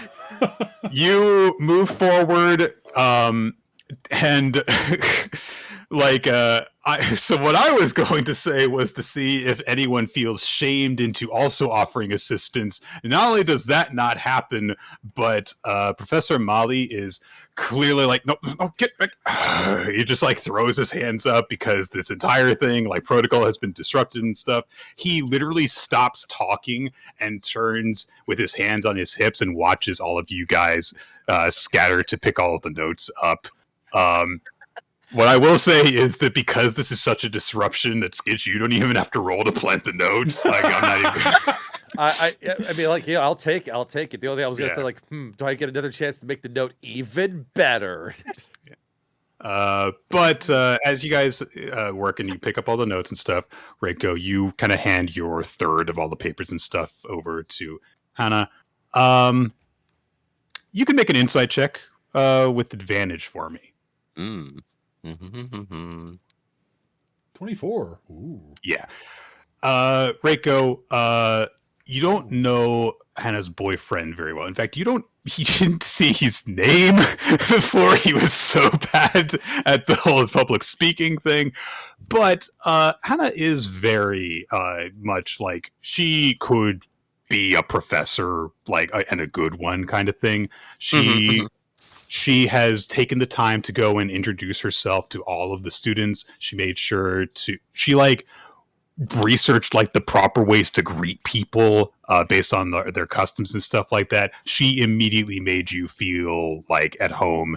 And although you're awkward around a lot of people, she has never let that affect her. And she gives you a little smile as you give her notes back, and she says, "Danke." And she takes the notes from you, and she kind of like, gestures like, okay, you should get back in line. Thank you, Reiko. And she waits for you to go back. Professor Mali steps out of the way now that he doesn't have to cover for his students anymore. And Hannah steps up, and it's her turn to talk. She's like, hello, everyone. My name is Hannah Bergman, and I am going to be one of the graduate students that's going to be on site here. This is Rok. And she finally introduces her boyfriend, who very awkwardly waves at everyone. And she says, okay, so we are going to be going into the caves today to be doing this survey. You've gone over all of the safety precautions. That's all very important. But who can tell me what kind of things we might expect to see once we get inside? What kind of things are we looking for? Bodies. she chuckles a little because I mean you're you, Reiko, and even knowing you for like a day, she gets this Roke, like his eyes widen, and Professor Molly rolls his eyes like you know, not because he doesn't know you very well, but he gets these kinds of comments from students all the time. And but Hannah says, that's not outside the realm of possibility. Thank you, Reiko. Yes, there are, in fact, we have found in certain caves, there are records that burial traditions were held within caverns such as this in some places. However, can anyone tell me why we might not expect to find many bodies? And Reiko, you can make some sort of knowledge roll for me, history or religion, something like that. I do have both of them. They're equal. I will Okay. do religion. 8. Mm. Okay. Even with that roll, Reiko has been taking, anthropology and classes and stuff like this, and you are going on this dig, so you know that the term caveman is a bad way of describing Neolithic humans, because as far as archaeologists are concerned, humans didn't, quote, live in caves. They lived in rock shelters at like the openings of caverns like this, or in shallow caverns. Right. Deeper inside, people didn't live in the dark where the sun didn't reach, where it was hard to get out or the rocks might fall and trap them inside. That was not what people did. Right. So you know that. Mm-hmm. But I'm going to say that's that, and also your interest in the burial and death rites traditions it's probably about as far as your knowledge of this topic goes for right now. Mm-hmm. Okay. Do you want to say that, or does someone else get the jump on that? Reiko will rattle off what she can, and will throw out the guess of odds are, if there are any burial chambers in there, we'll have to be careful not to disturb them. Of course, yes, that is very much correct.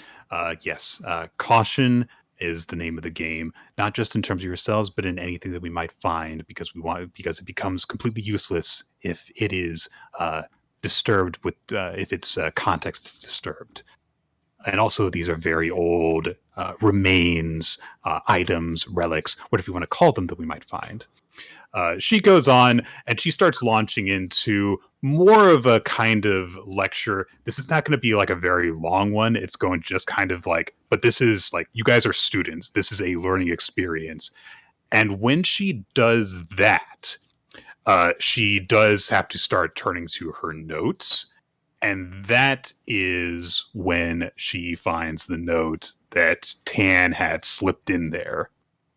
And she starts going into saying, like, yes, there is evidence, however, that people did go into caves like this, just not for permanent reasons. Sometimes it would be to cultivate certain items that would benefit from having an enclosed space. Sometimes it was a form of mining that people would do. I'm sorry, Roke. Can you take over? And Roke looks kind of briefly petrified at the idea of speaking again, but when he looks at Hana and he sees the look on her face, he kind of just jumps into action, and he does take over. And Actually, like once he gets into like talking about, because he is also an archaeology grad student, he is clearly more comfortable talking about this stuff than trying to appeal to people emotionally. So he starts going on while Hannah goes off by herself to read this note that Tan slipped her. And Tan and Jerome, you are more than welcome to, observe what she's doing in this moment.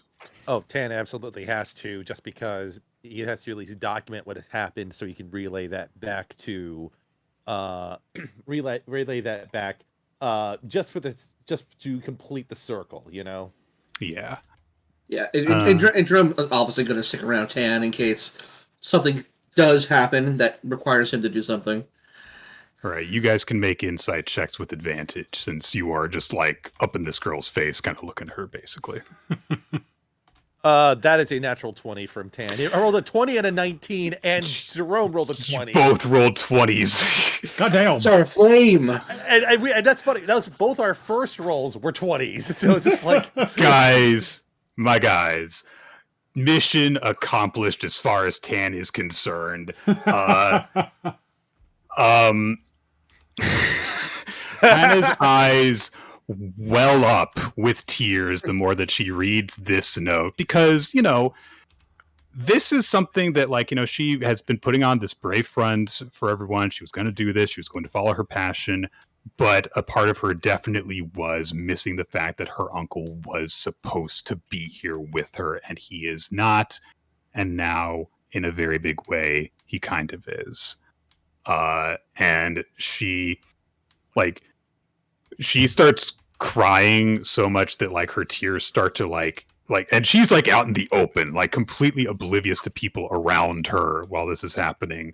As she cries happy tears, a few teardrops fall onto the note from quote unquote her uncle. And when she realizes this, she very quickly wipes her face clean. And she very carefully folds the note up while smiling through her tears and puts it away. And she goes to get back to work, basically. She is Reiko, you don't have to make a roll. She is so very obviously for some reason smiling very openly at the back of the group of grad students and professors. She looks overwhelmed to be and happy to be there right now. You probably have no idea. You can make an insight check, but I don't think that you're going to determine what just happened. Reiko's content to just kind of let her be on that one. Yeah. If it's worth talking about, it can be spoken about later. Yeah. So that is what has happened with her.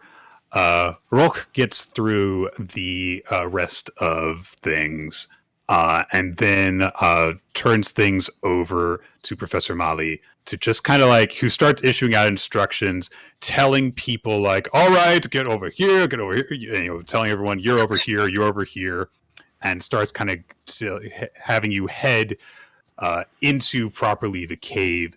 He actually is going to be leading your group, Reiko, along with Kristen and the guy that she, quote unquote, is definitely not hooking up with.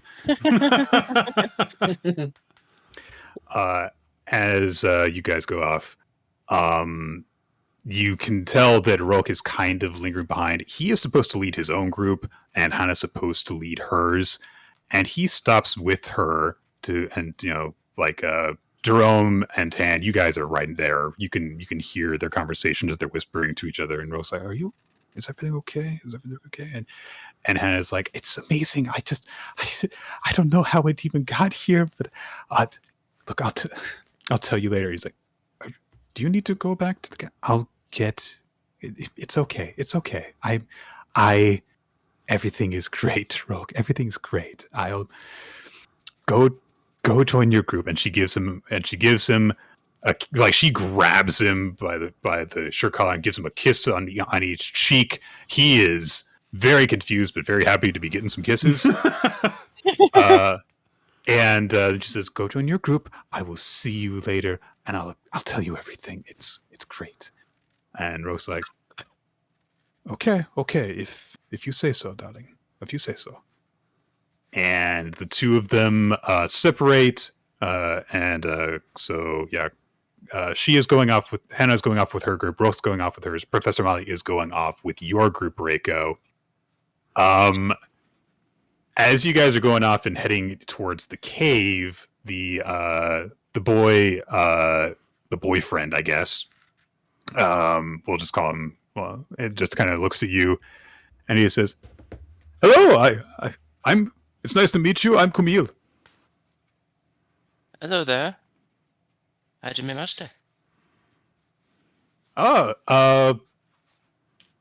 Yes. He acts like he understands, but he clearly doesn't.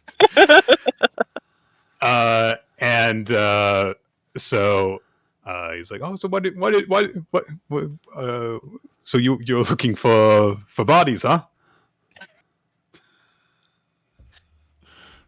Well, I have a collection looking to add to it. You know how it goes. I don't know. Make an intimidation roll.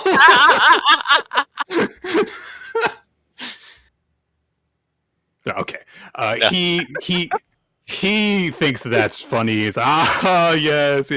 I myself am known to collect. I like to collect pottery. So you're in the.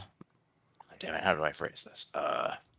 So you're more in the relics aspect of this. Oh yes, there's something I'm looking forward to seeing just what kind of things we can discover and see what kind of maybe what kind of techniques were developed here. That would be fascinating. And he starts getting into this, starts getting into a nerdy conversation, starts like talking about the certain qualities of Slovakian region pottery in this area, but. All of a sudden, Kristen, while saying next to him, kind of gives you a look and just says, "He's very good with his hands." Oh, I bet. Camille does not pick up on this at all whatsoever. He's just happy to be talking to another nerd about nerd stuff.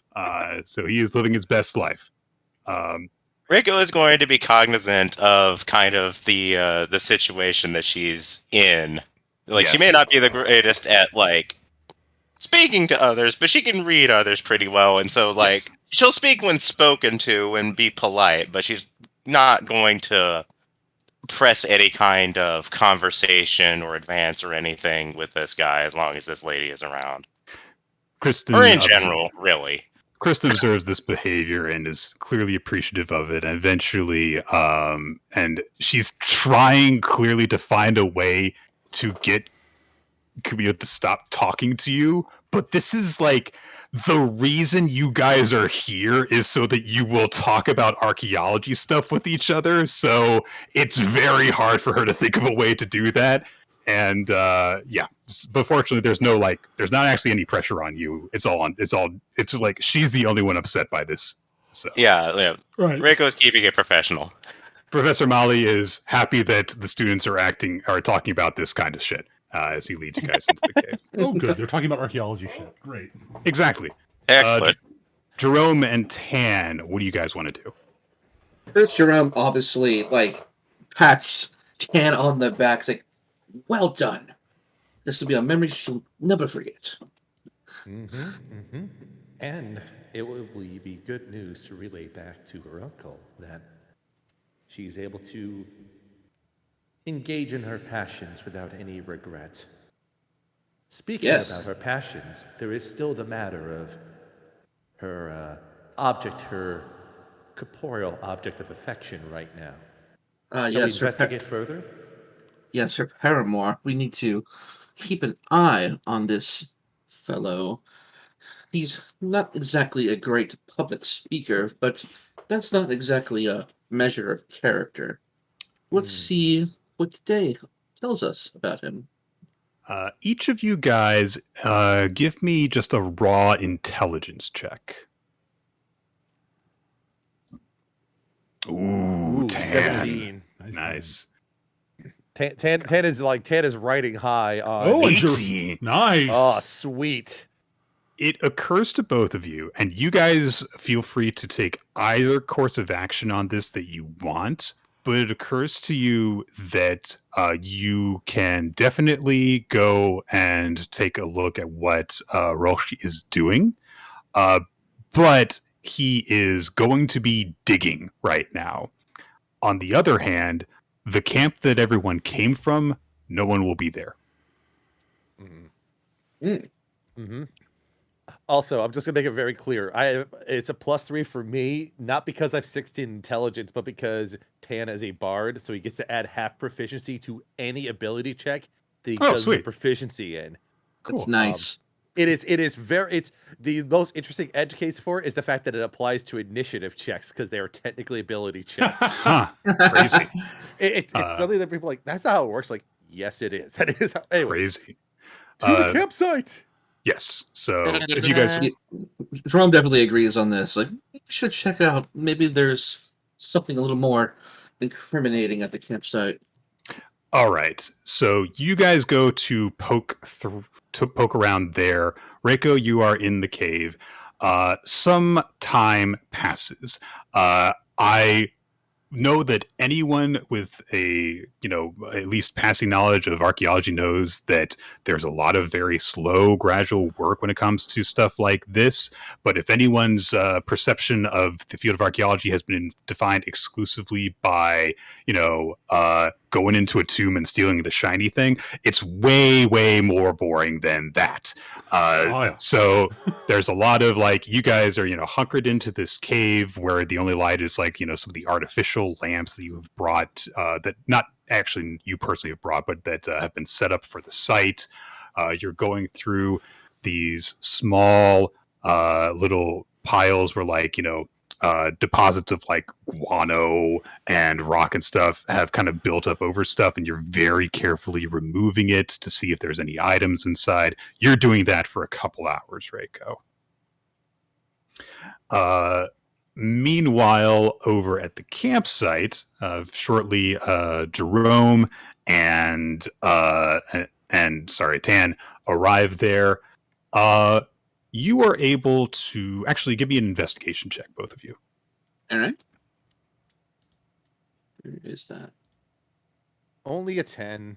10. 10's enough that with after a bit of time, especially because the grad students are separated from the undergrad students, you're able to figure out which room Roch is staying in. And so you can do whatever you want. So, firstly, the clause is there any a diary there, or possibly a left on computer? There is definitely a computer. I will say that much. I don't think. Well, hang on. No, there is no diary.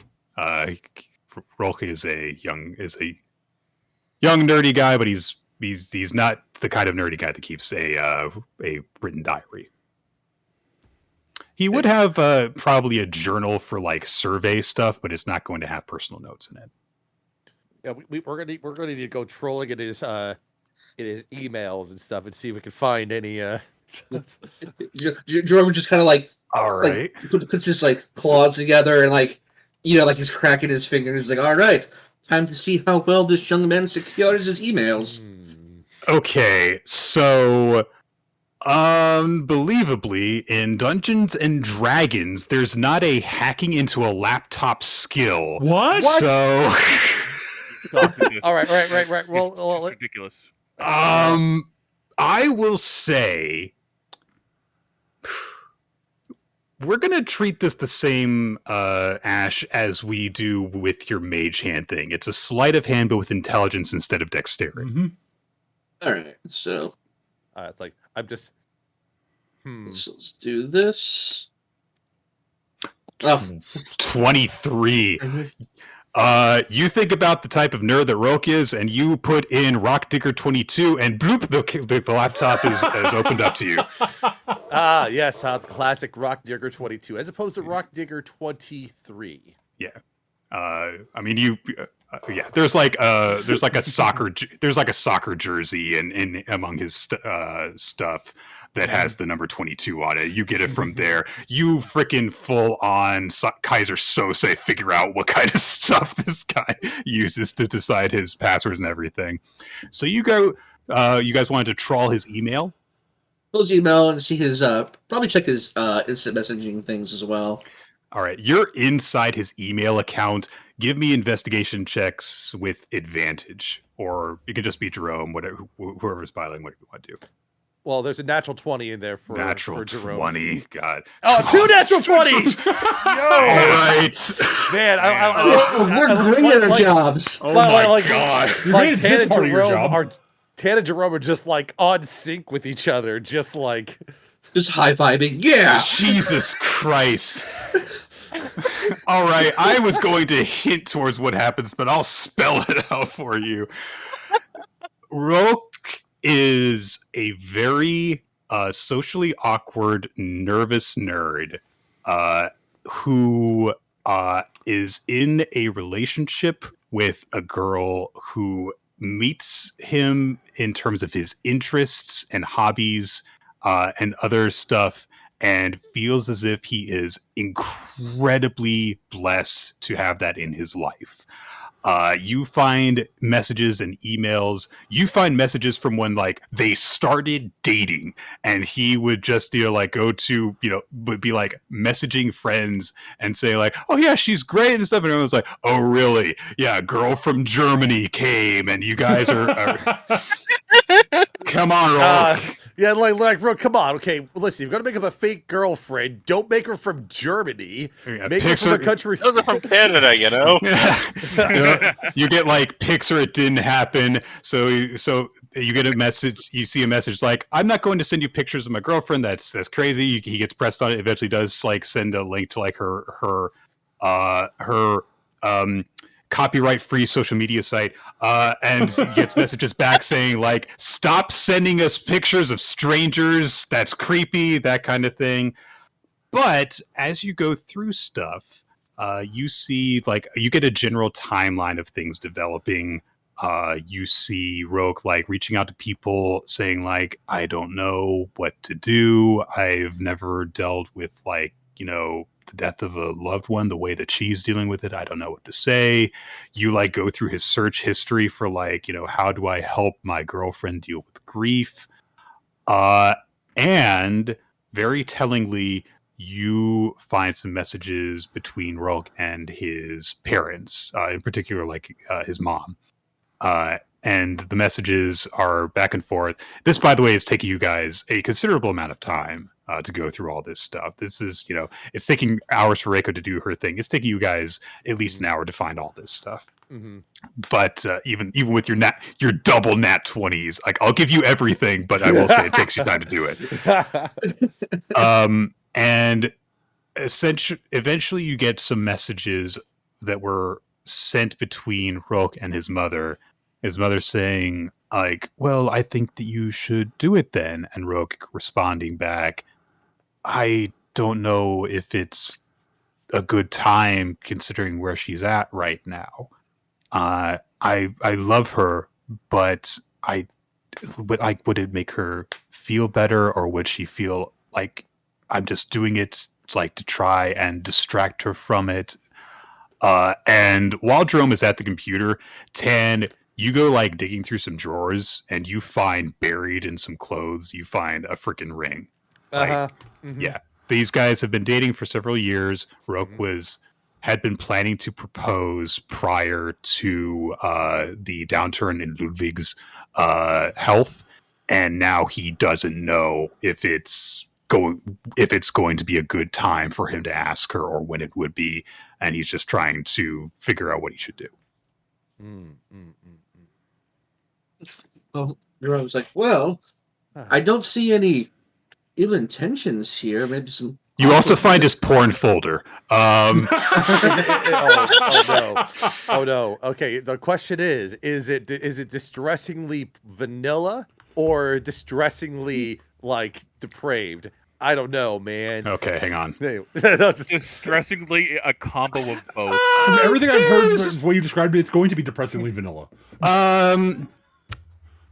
Tan, he's European, Yeah, so yeah. so there's a bit of stuff, he's open to some stuff, but there's nothing in there that raises red flags for you in terms of like illegal kind of content. It's just kind of like 20 years ago, 20 years ago, I just wanted to raise some eyebrows, but no, nowadays this is perfectly fine.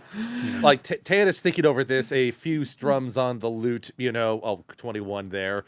Just like as he ponders over this, it's just like, and he just sort of muses. It's like, the anguish of wanting to do right, but also wanting to say that which your heart wishes to sing out to the world. It makes sense that he would be uncertain about his choice of the matter. Jerome's sitting at the computer and he's tapping his owly chin. He's like, Well, I don't think there's anything untoward going on here, but I think the professor might like a more concrete answer on their marriage status. Matchmaker, make me a match. My brain went there too, Nick. Yeah. Jerome, you're acting like we aren't going to help nudge this along. Okay.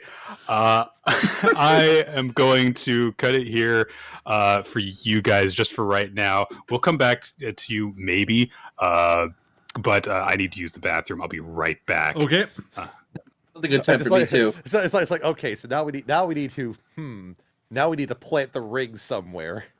Plant the ring somewhere. Maybe some nice notes. Get them together at a romantic locale. Mm-hmm. Ooh! I actually have an idea. He's clearly planning to kill her and wear her skin. Yes. Tan's idea. Oh, this is terrible, but it's great. But it's terrible. Fabricating a note from what's the guy's name? Roke. Fabricating a note from Roke to be his his Cyrano.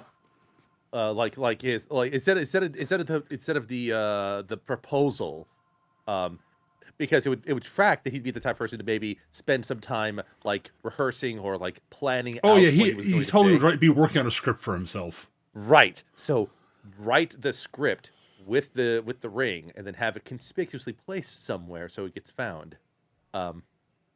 Yeah. That's where I was going with that. Have her stumble across the ring and let her make the decision. Right. And even include the note like the apprehension and like, and all that stuff.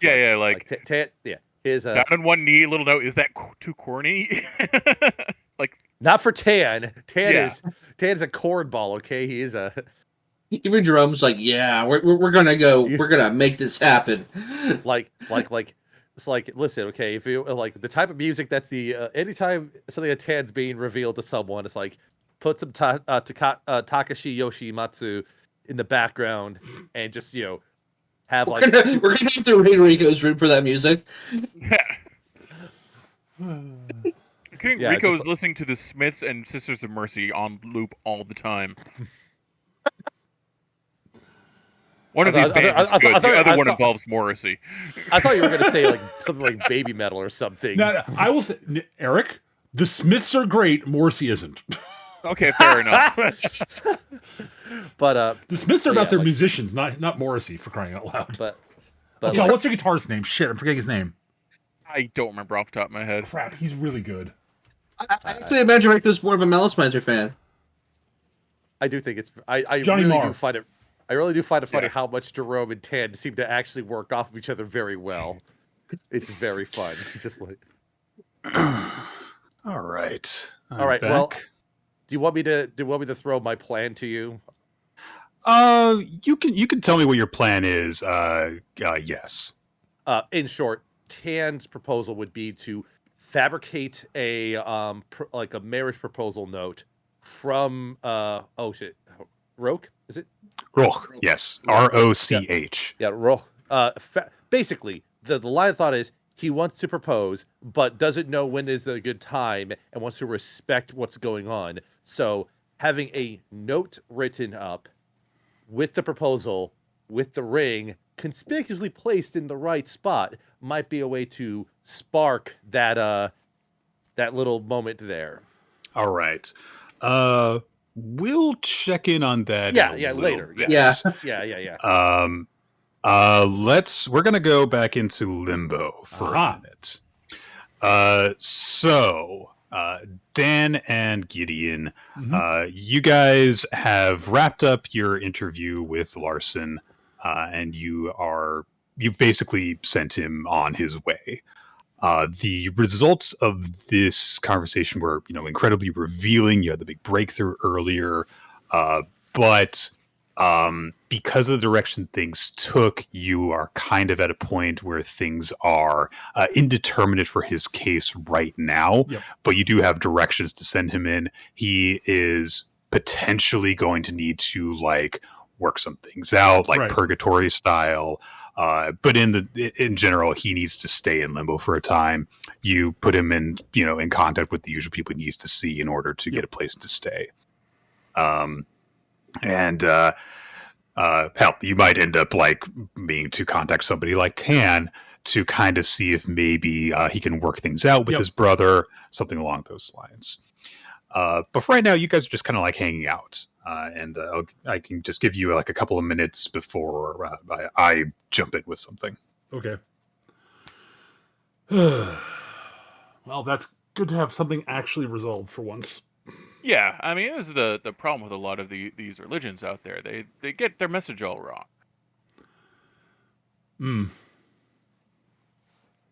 Yeah, they think they're doing good, but, causing a little bit of problem in the end. I'm not sure that's necessarily the fault of the religion per se, but the people preaching it. Definitely the preachers and the like. Well, as always, human interpretation of the divine is difficult, and understandably so. I need to know something that is very unimportant, but it's very important to me. Yep. Are you guys drinking coffee? I mean, it's been Irished up a bit. Yes, Gideon's is pitch black. Okay, thank you. That's what I was fishing for. Thank you. Please Gideon's the continue. other end of the spectrum from Dan on that one. Right. You make it the way that you like, and then Dan makes it the way he likes using what you've made. Yes. But of course, yes, it wouldn't be noir enough if we weren't. Exactly. Gideon basically his glance keeps stealing back to the SNR pile. As you are looking at it and grunting like that, actually, I'm going to decide this via this. But you hear a knock at the door. Enter. Yeah. The door clicks open, and another Reaper comes in. Gideon, this is Sawyer. They are somewhat young for a Reaper. They've been around definitely longer than Dan has. Dan, by the way, is what's the word for it? It's not. Is it perspective? I think it is. He's a Reaper, but he's got the quotes around the Reaper. Right, He might not be doing it forever. Probationary. Yes, that is it. Whereas Sawyer and you are in this probably for the long haul. Sawyer's been around for a few hundred years, which to you is they're He's like bordering a on a teenager. rookie. Yeah, in your minds, and they're not also the youngest Reaper that you know, but they come in. They look like they are they look like a full on skeleton, Right. dressed like they're on the old West frontier. Oh, got a white cowboy hat on. Would very much be riding into town on a pale horse kind of thing. Right. But despite that, they're just like, "Hey guys, how are you doing? Sawyer? Hey, Dan, nice to see you. Gideon, how are How's you? it going, Sawyer? I'm doing it's as well as alright. can be expected, Sawyer. What brings you to Mars? Great. That's what I love to hear, Gideon. It's good to see you. You guys wrap up a case. How are things going? We actually managed. We've routed someone onto the next stage that they need to head to. Yes. Good. You're in a good mood, and they give you another SNR folder. I will take this and open it up. And Sorry. Yeah, guy just wasn't there when I was expecting them to be. I don't know. So This has been happening a lot. That's unusual for you. hey, I show up where I know I'm needed to be. Yeah. That's what I'm saying. This seems that you weren't there at the right time is unusual, isn't it? They kind of like scratch their skull under their cowboy hat, and they say like, "Yeah, I don't know. It's I don't like it when there's a pattern, you know." A pattern. I glance meaningfully at the pile. I mean, there's been like, this has been 3 for me, so that's a pattern, right? Isn't that what they say? So Potentially. yeah, just like it's so weird because I didn't reap the soul. Someone in Central says that they showed up, which like if I don't reap them and they're not stranded in the physical world, that's what's supposed to happen. Right. They show up somewhere in Limbo. Yep. But they say that they showed up in Limbo and then they were like sent to go and see you guys, and then they're just gone. Are you you didn't happen to see, Parker Brown, 5'6", Parker Brown. Caucasian? Like they just start rattling off like all sorts of different like identifying factors. So no one like that showed up. No. No, haven't seen this one. I say looking at the actual photo in the file. And guys, this has happened to you a bunch. Like, where you actually do recognize the name Parker Brown because you got the name over the phone. Right. From Central, they do check-ins with you to be like, oh, did X person show up? You say yes. That is how it goes. If someone gets sent to you, that's like, yeah, they were here. And instead, you've gotten probably about in the last 5 years, this has happened maybe about 24 times. Which for you guys is as if this had happened, 24 times in like the past week, Right. as far as Gideon's time scale. Right.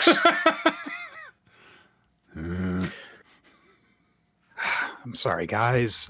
I'm not doing anything wrong. I No. swear. No. This is just decidedly odd Oh, something's going and on. irritating. All right. Well, hey, and Sawyer kind of like tries to get back into casual conversation. They look to you, Dan, a little bit more than they do Gideon because Gideon, I mean, like, you don't do chewing the fat. No, kind not of really. thing. Not really. And Sawyer says, hey, so Therese is organizing a little bit of shindig. Yeah. Yeah, we're gonna have a little fiesta. Sorry, that's the cowboy coming out. I know that's not the term that he uses, but yeah, it's gonna be big. So he and Giorgio are hosting, and Ald's gonna be there. Yeah, I think that's about it. Everyone's busy, because your business is booming. Right. You're always busy. What is it, like 5 billion people on the planet now? Oh, it's almost 8 billion. It's crazy. No way! That's Yeah. wow. So- They breed like rabbits down there. Gideon. Gideon. Yes. Didn't used to always be this complicated. You remember when it was you and Giorgio, essentially, Yep. for a while. Like, it was you and Giorgio and the big guy. And you didn't really need anyone else for a while. I mean, Odd showed up, and you remember, when people like, Tsurugi showed up and stuff. But there's been like Sawyer is, like I said, is a few hundred years old, which makes them basically a kid. And since Sawyer basically showed up around the time that like expansion in the New World started happening. Right. So like an entire new mix of cultures developed. And so there was all sorts of different expectations, and a new niche basically opened up, and there needed to be basically an American Reaper. Right. And so they're basically the first American Reaper. Hence all the cowboy, old frontier kind of looking stuff. But like things are getting more adjusted. Therese, who they were talking about before, is more like kind of Dia de los Muertos kind of looking person. So it's like, okay, so we've got like an American Reaper and now also a Central American Reaper. It's much more specialized. And so, you're not, I mean, there are more people, you've got more coworkers to work with and stuff. It's more complicated, but at least there's more specificity where people are supposed to go. So yeah, that part doesn't bother you at all. But I mean, that should, in theory, make the people end up at the proper destination more likely. Right. Which is good. You shouldn't be required in this position. No, this position should not need to exist. Everyone should be going from, if there's all these new people who are supposed to be escorting people, then why are all these new complications showing up? Yeah, which is confusing. As this conversation is going on, Nick, I'm going to basically sort of, politely keep abreast of what people are saying and sort of, make polite noises. But I'm definitely going to start looking through the SNR folders and sort of trying to look for connections between them. Give me an investigation. That's what I was going to do. I was going to ask if I could do. Yes. All right. And I'm going to say this is not the first time you have done this. Oh, it seems likely. So should I roll with advantage? No. Okay. Yeah, 5. Sorry, no. dude. Roll the 1. That's a natural one. I'm sorry. Nope, no. It's like I'm just not seeing anything right now. Yeah.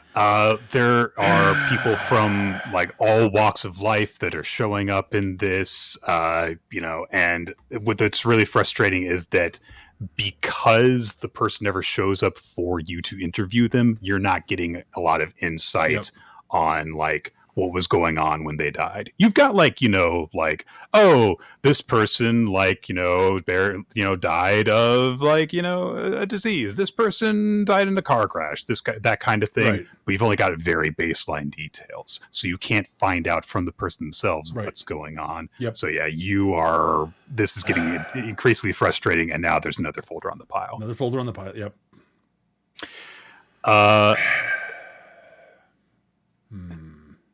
And Dan Sawyer's telling you about it. It's like, oh yeah, apparently there's gonna be this stuff that's like, what do you call it? It's like beans, but it's like mushy, I think. Dan, you were bean dip, yeah. Oh, guac. That's what. It's not guacamole. Beans. Oh, okay, yeah. It's not beans. It's just like it seems like it should be beans. Yeah. It's squashed up avocado. Like, remember that was kind of a big deal a while back. Yeah. Oh, you had while you were human? I think so. Everything gets a little fuzzy. Right. Sorry. It's all right. Is that a problem if I bring that up for you? Nah, don't worry about it. It all happens in conversation all the time. Okay. But yeah, I'll definitely be there. I'll even drag this sourpuss along. Okay. It's going to be nice, just kind of casual. Oh, yeah. It would be great to have you there, Gideon. Ron, right. The thing that... Right, sorry. Looping in my head on the SNRs. So my brain just started wandering. I apologize. All right. So, yeah, that's going to be end of the week. We'd love to see you guys there. All right. I'll let y'all get back to it. See you, folks. Take care. And Yes, be well, Sawyer. thank you. And they close the door Be behind cool. themselves. All right. We are not going to get anywhere with these SNRs unless we can talk to somebody who has actual information. The folders are too bare. Well, what about dispatch? Might be a place to start. Do you know anybody in dispatch? Not at all. Do I know anybody in dispatch? You. I mean, I know people in dispatch, lots of but- people. But do I know somebody? There's a difference. What's a good role for personnel contacts? Hang on. Charisma check. Sure. I'm actually not terrible at that. Yeah. 19. Ooh. All right. I've got charisma's my best stat. Okay. We'll come back So to that's that. technically a saving throw. It should be too low. It should be 17. Okay. Yeah. We'll come back to that. Okay. All right. All right. Reiko. I was muted. It's cool. It's cool. Excuse me. All right. Reiko, you are doing cave stuff. Nothing. Yeah, I mean, look, you haven't unlocked, a secret civilization. Sorry, but Not yet. You haven't found any coffins yet. Yet is the operating word in That's everything right. about this. As you were working, after some time, actually make a perception check for me. 9. Okay. My path was 15, if that means anything. Oh, okay. Yeah. You hear a little bloop, bloop. And when you glance over, you see that Professor Mali is checking his phone. He kind of furrows his brows at it. He looks around. He looks at you. He looks at Christina and Camille. He sighs. All right. I'm going to step away for a few minutes. Just keep on doing what you're doing. Yeah. And he steps back and he starts to make his way out of the cave. Mm-hmm. Make another perception check for me with advantage. Who else left? Camille and Christina. Yeah. So I don't know why. That's a weird thing that just happened there. I don't know what's going on. I don't. there. Whatever. I Five rolled is a 21. Yeah, I don't know why I rolled 3 times, but yeah, 21. Yeah. As soon as the professor leaves, you, not even really closely paying attention, you see Christina looking at Camille for a while. And eventually Camille notices that she's looking at him. Make an insight check with advantage. Do I really need to? I just want to know how much. That happened again. That's weird. Is it doing that because I'm holding right shift because it's closer to me right now? That's really weird. Huh. All right, you roll a 19. Christina. Go To ahead. clarify, that's indicating that you're rolling with super advantage. That's rolling 3 times and picking the highest. That's opposed to Yes. regular advantage, which is only twice. Yeah, what does that change? Well, we'll just use the first 2 It numbers because my does. right shift is closer. Yeah, right shift does roll 3 times. Okay, that's fine. Yeah. It gives me 2 dice rolls to look at. So, yeah. So yes, you do know what's going onward. As Christina very obviously casually goes like, "I've got to use the bathroom," and she is just kind of like walks off. And Camille goes, "I have to use the bathroom too." And both of them head off to a dark part of the cave. And yes, they are definitely going to hook up while the professor is away. Well, You all need a right. night vision camera right now. Rika just kind of like shrugs and is glad that like they're off doing that somewhere else where they won't be a distraction, and she's not going to have to get involved with it. That's fair. Roll an investigation check with advantage for me. Ooh, 18. I rolled intimidation there, I think, on accident, but it's the same thing, I think. Oh It's no, actually I should have. higher. I should have one. I should have one more. So Yeah, 19. it's actually higher. As you just kind of like are, kind of like, yeah, okay, as you're watching the two horny students go off, you kind of see something. It's not quite in the same direction, but it's in the rocks, kind of, along one of the walls that they pass down by. And as you look at it, you see something that you have no idea why you or nobody else has seen this before. There is a little bit of an opening in the wall.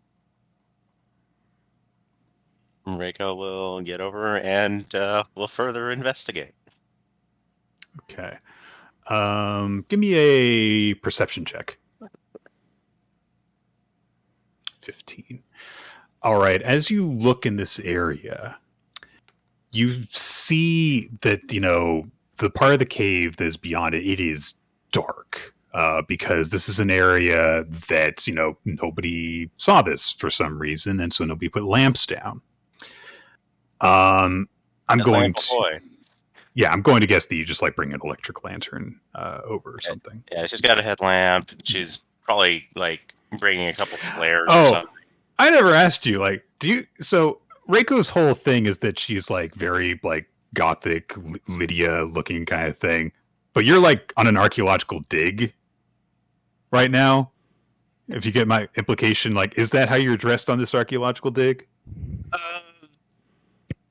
This is a professional affair, so she is she is dressing and behaving professionally at the moment, but she does have her stuff back at her accommodations, and she does have like jewelry that's like she has like some skull earrings and whatever.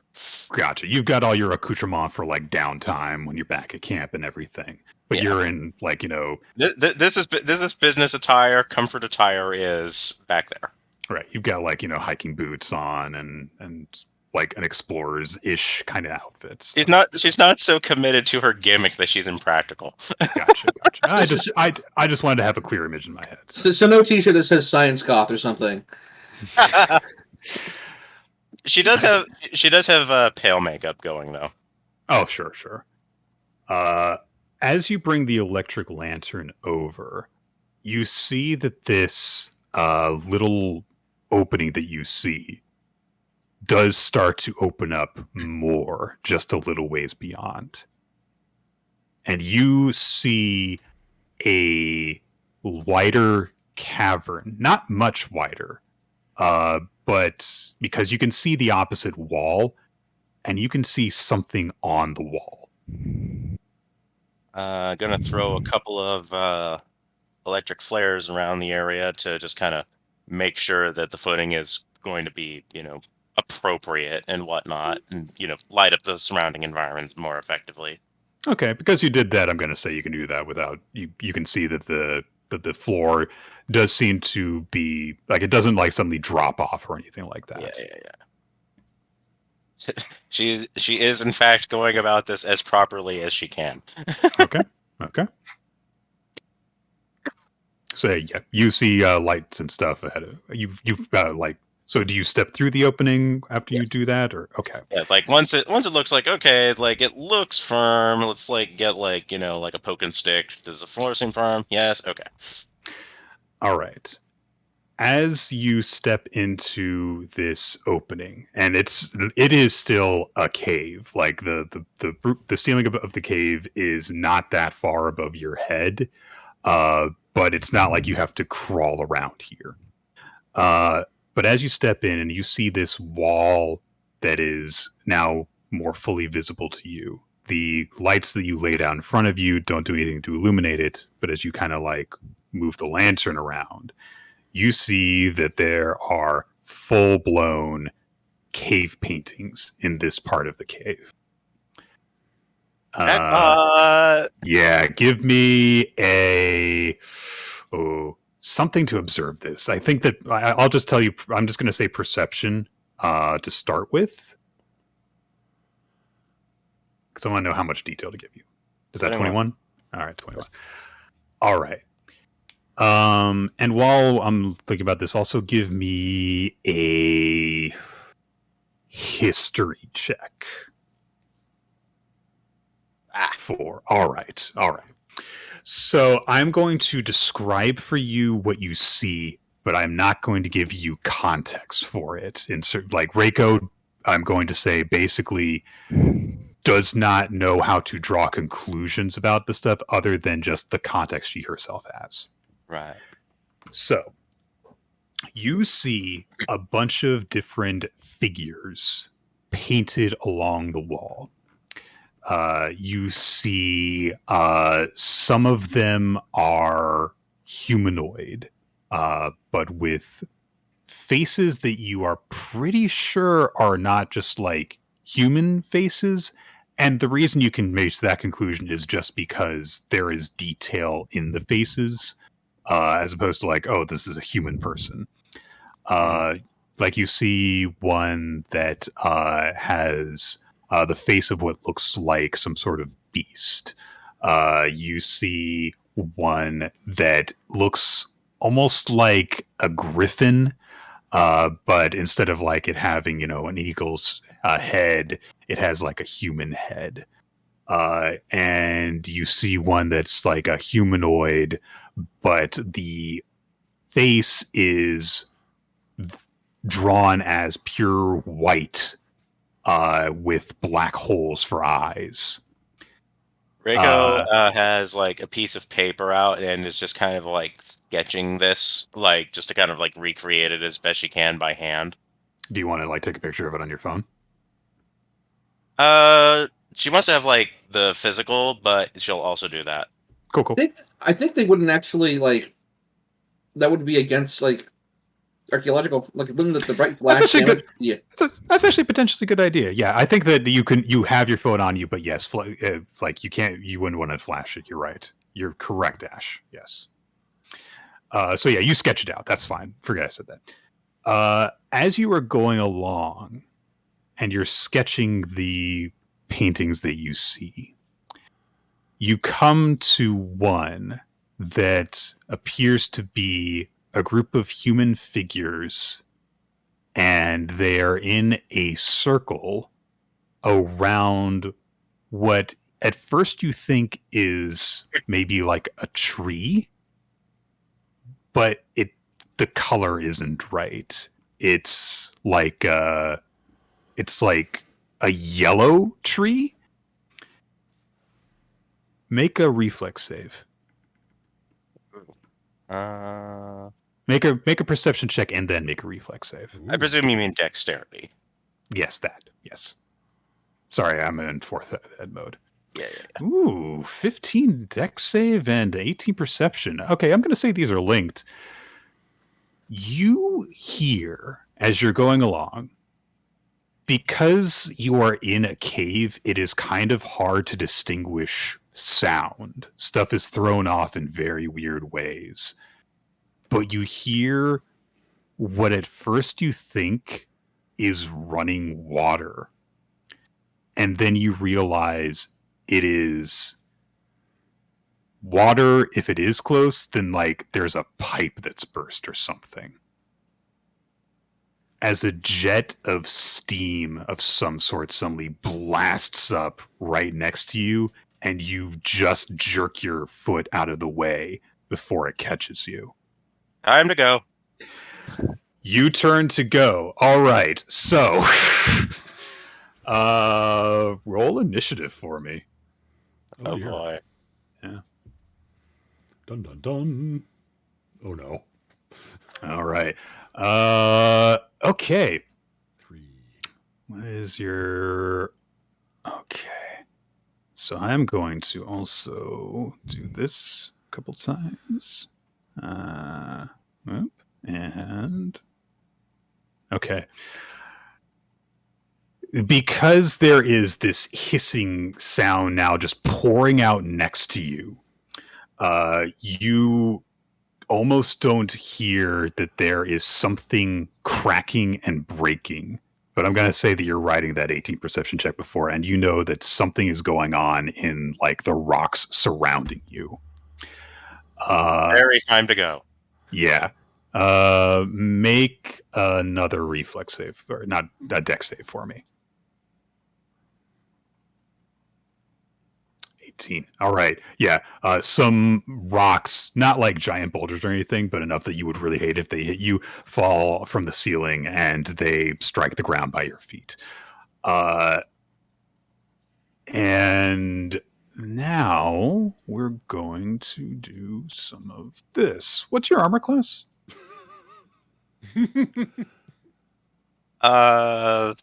I don't think what I have on my sheet is going to qualify. Otherwise, it's going to say 18. Right. We're going to say that you don't get the armor bonus for right now. That's going to kick in later. I think that's going to put me at 12 then. All right. Thank you.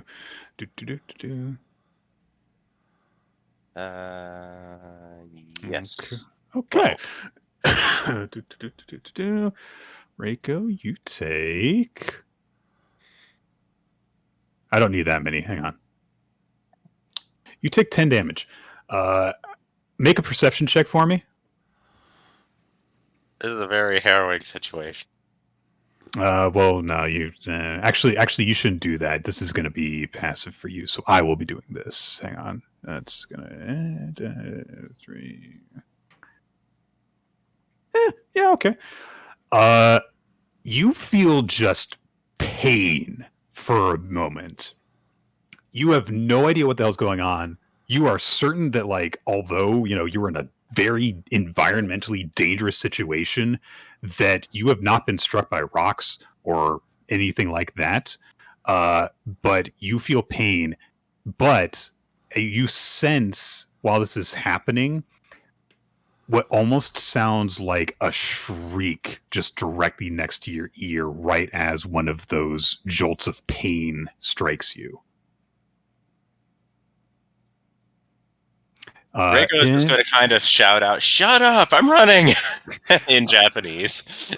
Okay, so I want to illustrate to you what is going to involve for you to get out of here. You ducked under some rocks to get through into this opening, and now there is steam in your face, and there are rocks falling on you. Yep. So, running dive. Yeah, make an athletics check for me. Here's where I die. As you try to to... everybody dies this whole session. Reiko, you try and dive through the hole. You misjudge it in the chaos, and you fall short. You are like on your hands and knees trying to pull your way out. You are at the opening, but you are not out of this cavern that you're in. Make a fortitude save for me. Constitution.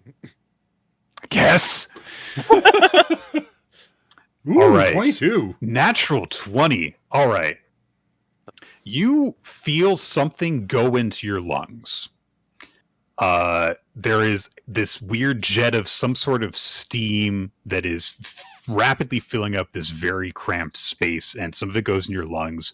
You're fine. It doesn't. You don't slow down or anything like that.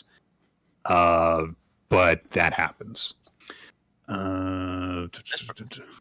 Like if a pipe bursts, then there's probably some kind of noxious substance in one of them, probably maybe like a gas main or something that narrowly avoided like all of this something or whatever. That's probably really unhealthy. And then there's almost certainly, you know, dust or particles and dirt and rock fragments and shit just flying around in the air.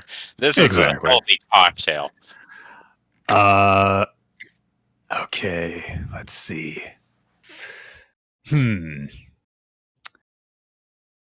Okay, I'm going to make a roll here. You want this one to be high?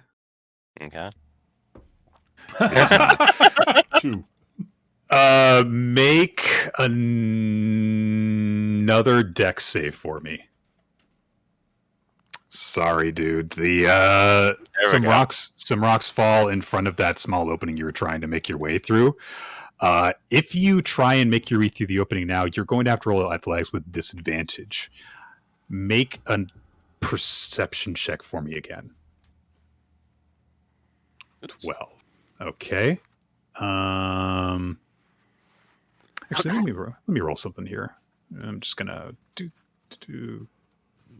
roll this with disadvantage for So myself. while all of this is going on, Nope, that's like not it. everyone had been like all keeping quiet and whatnot. So I'm just going to say that at this point, Reiko is working out the tried and true method of survival in this situation. Help! Yeah, you're screaming. Yeah, that makes perfect sense. Yep. All right, so that was a roll for me with disadvantage on this. So I rolled a 12 on that one. You matched it, Reiko. Word. There is another way out of this cavern than the one you came in through. There is what looks like a opening that is just slightly lower than your standing height that you can duck through. Well, sure. Let's take that. All right. Make another athletics check for me. This is going to be a much lower DC from you. Ooh, 18. Reiko has never been a track star. No. But adrenaline and the fear of falling rocks drives you to achieve perfect sprinting form, and you hoof it through this small opening.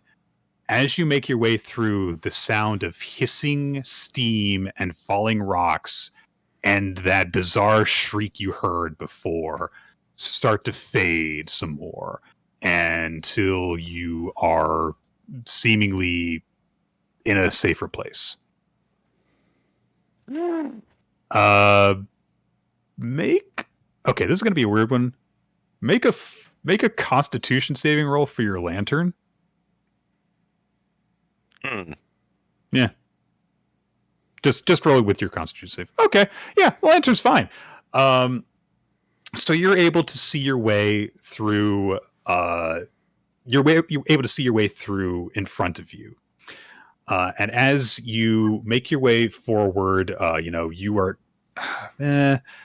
Give me a acrobatics check. This is a thrilling adventure. I'm rolling more in this than I do an entire session of one of Mecha's games. That's cool. It's cool. 21. Jeez, Reiko, you should have. What's going on? She is motivated. Don't want to die. Yuki has been trying to get you to go to the gym. It turns out you don't need it. You're fine. You are a freaking star. You are squeezing and you are making your way through tight passages. You know Very exactly, impressive considering her physique. yes, you know exactly what shape to contort your body into to get through openings that should be too small for most people to get through. And you are getting your way through here until at last things seem to open up. And you are in what feels like a open but very dark cavern. Your lantern is providing you with light, but not a whole lot of light. So you can tell that the boundaries of this cavern reach beyond the range of your lantern.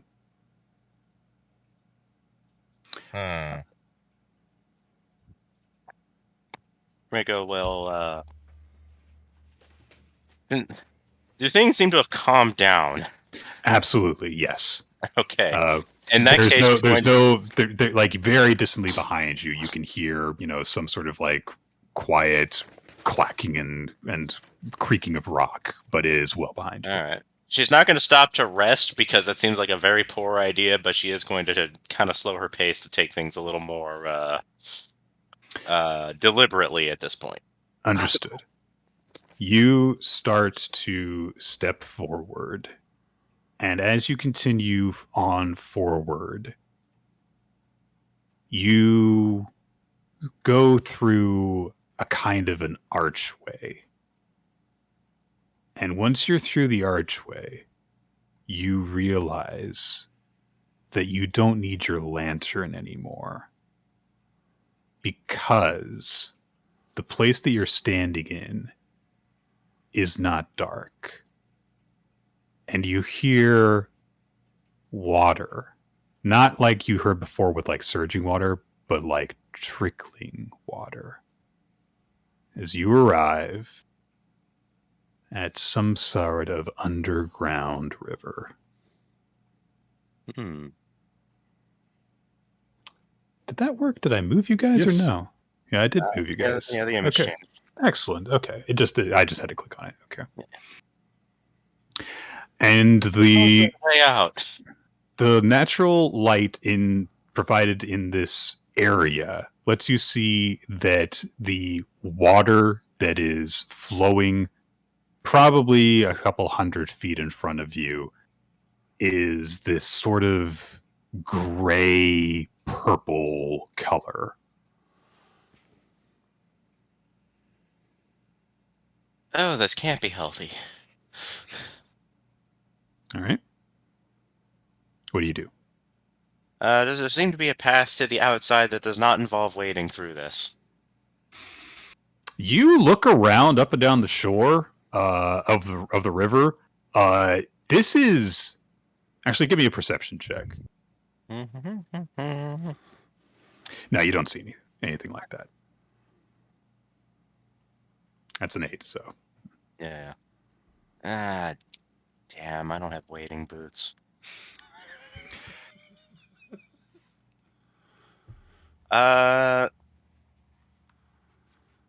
Rika probably doesn't have any real inventory at this point, so she doesn't have anything to kind of like measure depth or anything. But she is going to step where she can at wherever it's going to appear to be the shallowest and navigate around as best she's able to with that. Make another perception check for me as you kind of start wading around the shallow end of this river. 25. All right, here we go. Not 20. Reiko, you start to look around and be like, how the hell am I going to get out of here? How am I going to get across this river? And as you do, you see a boat coming along the river. It is a small kind of canoe heading straight towards you. And there is a robed figure that is paddling it straight towards you. And you see a pair of eyes beneath the hood of this cloak that aren't glowing and yet are completely clear to you.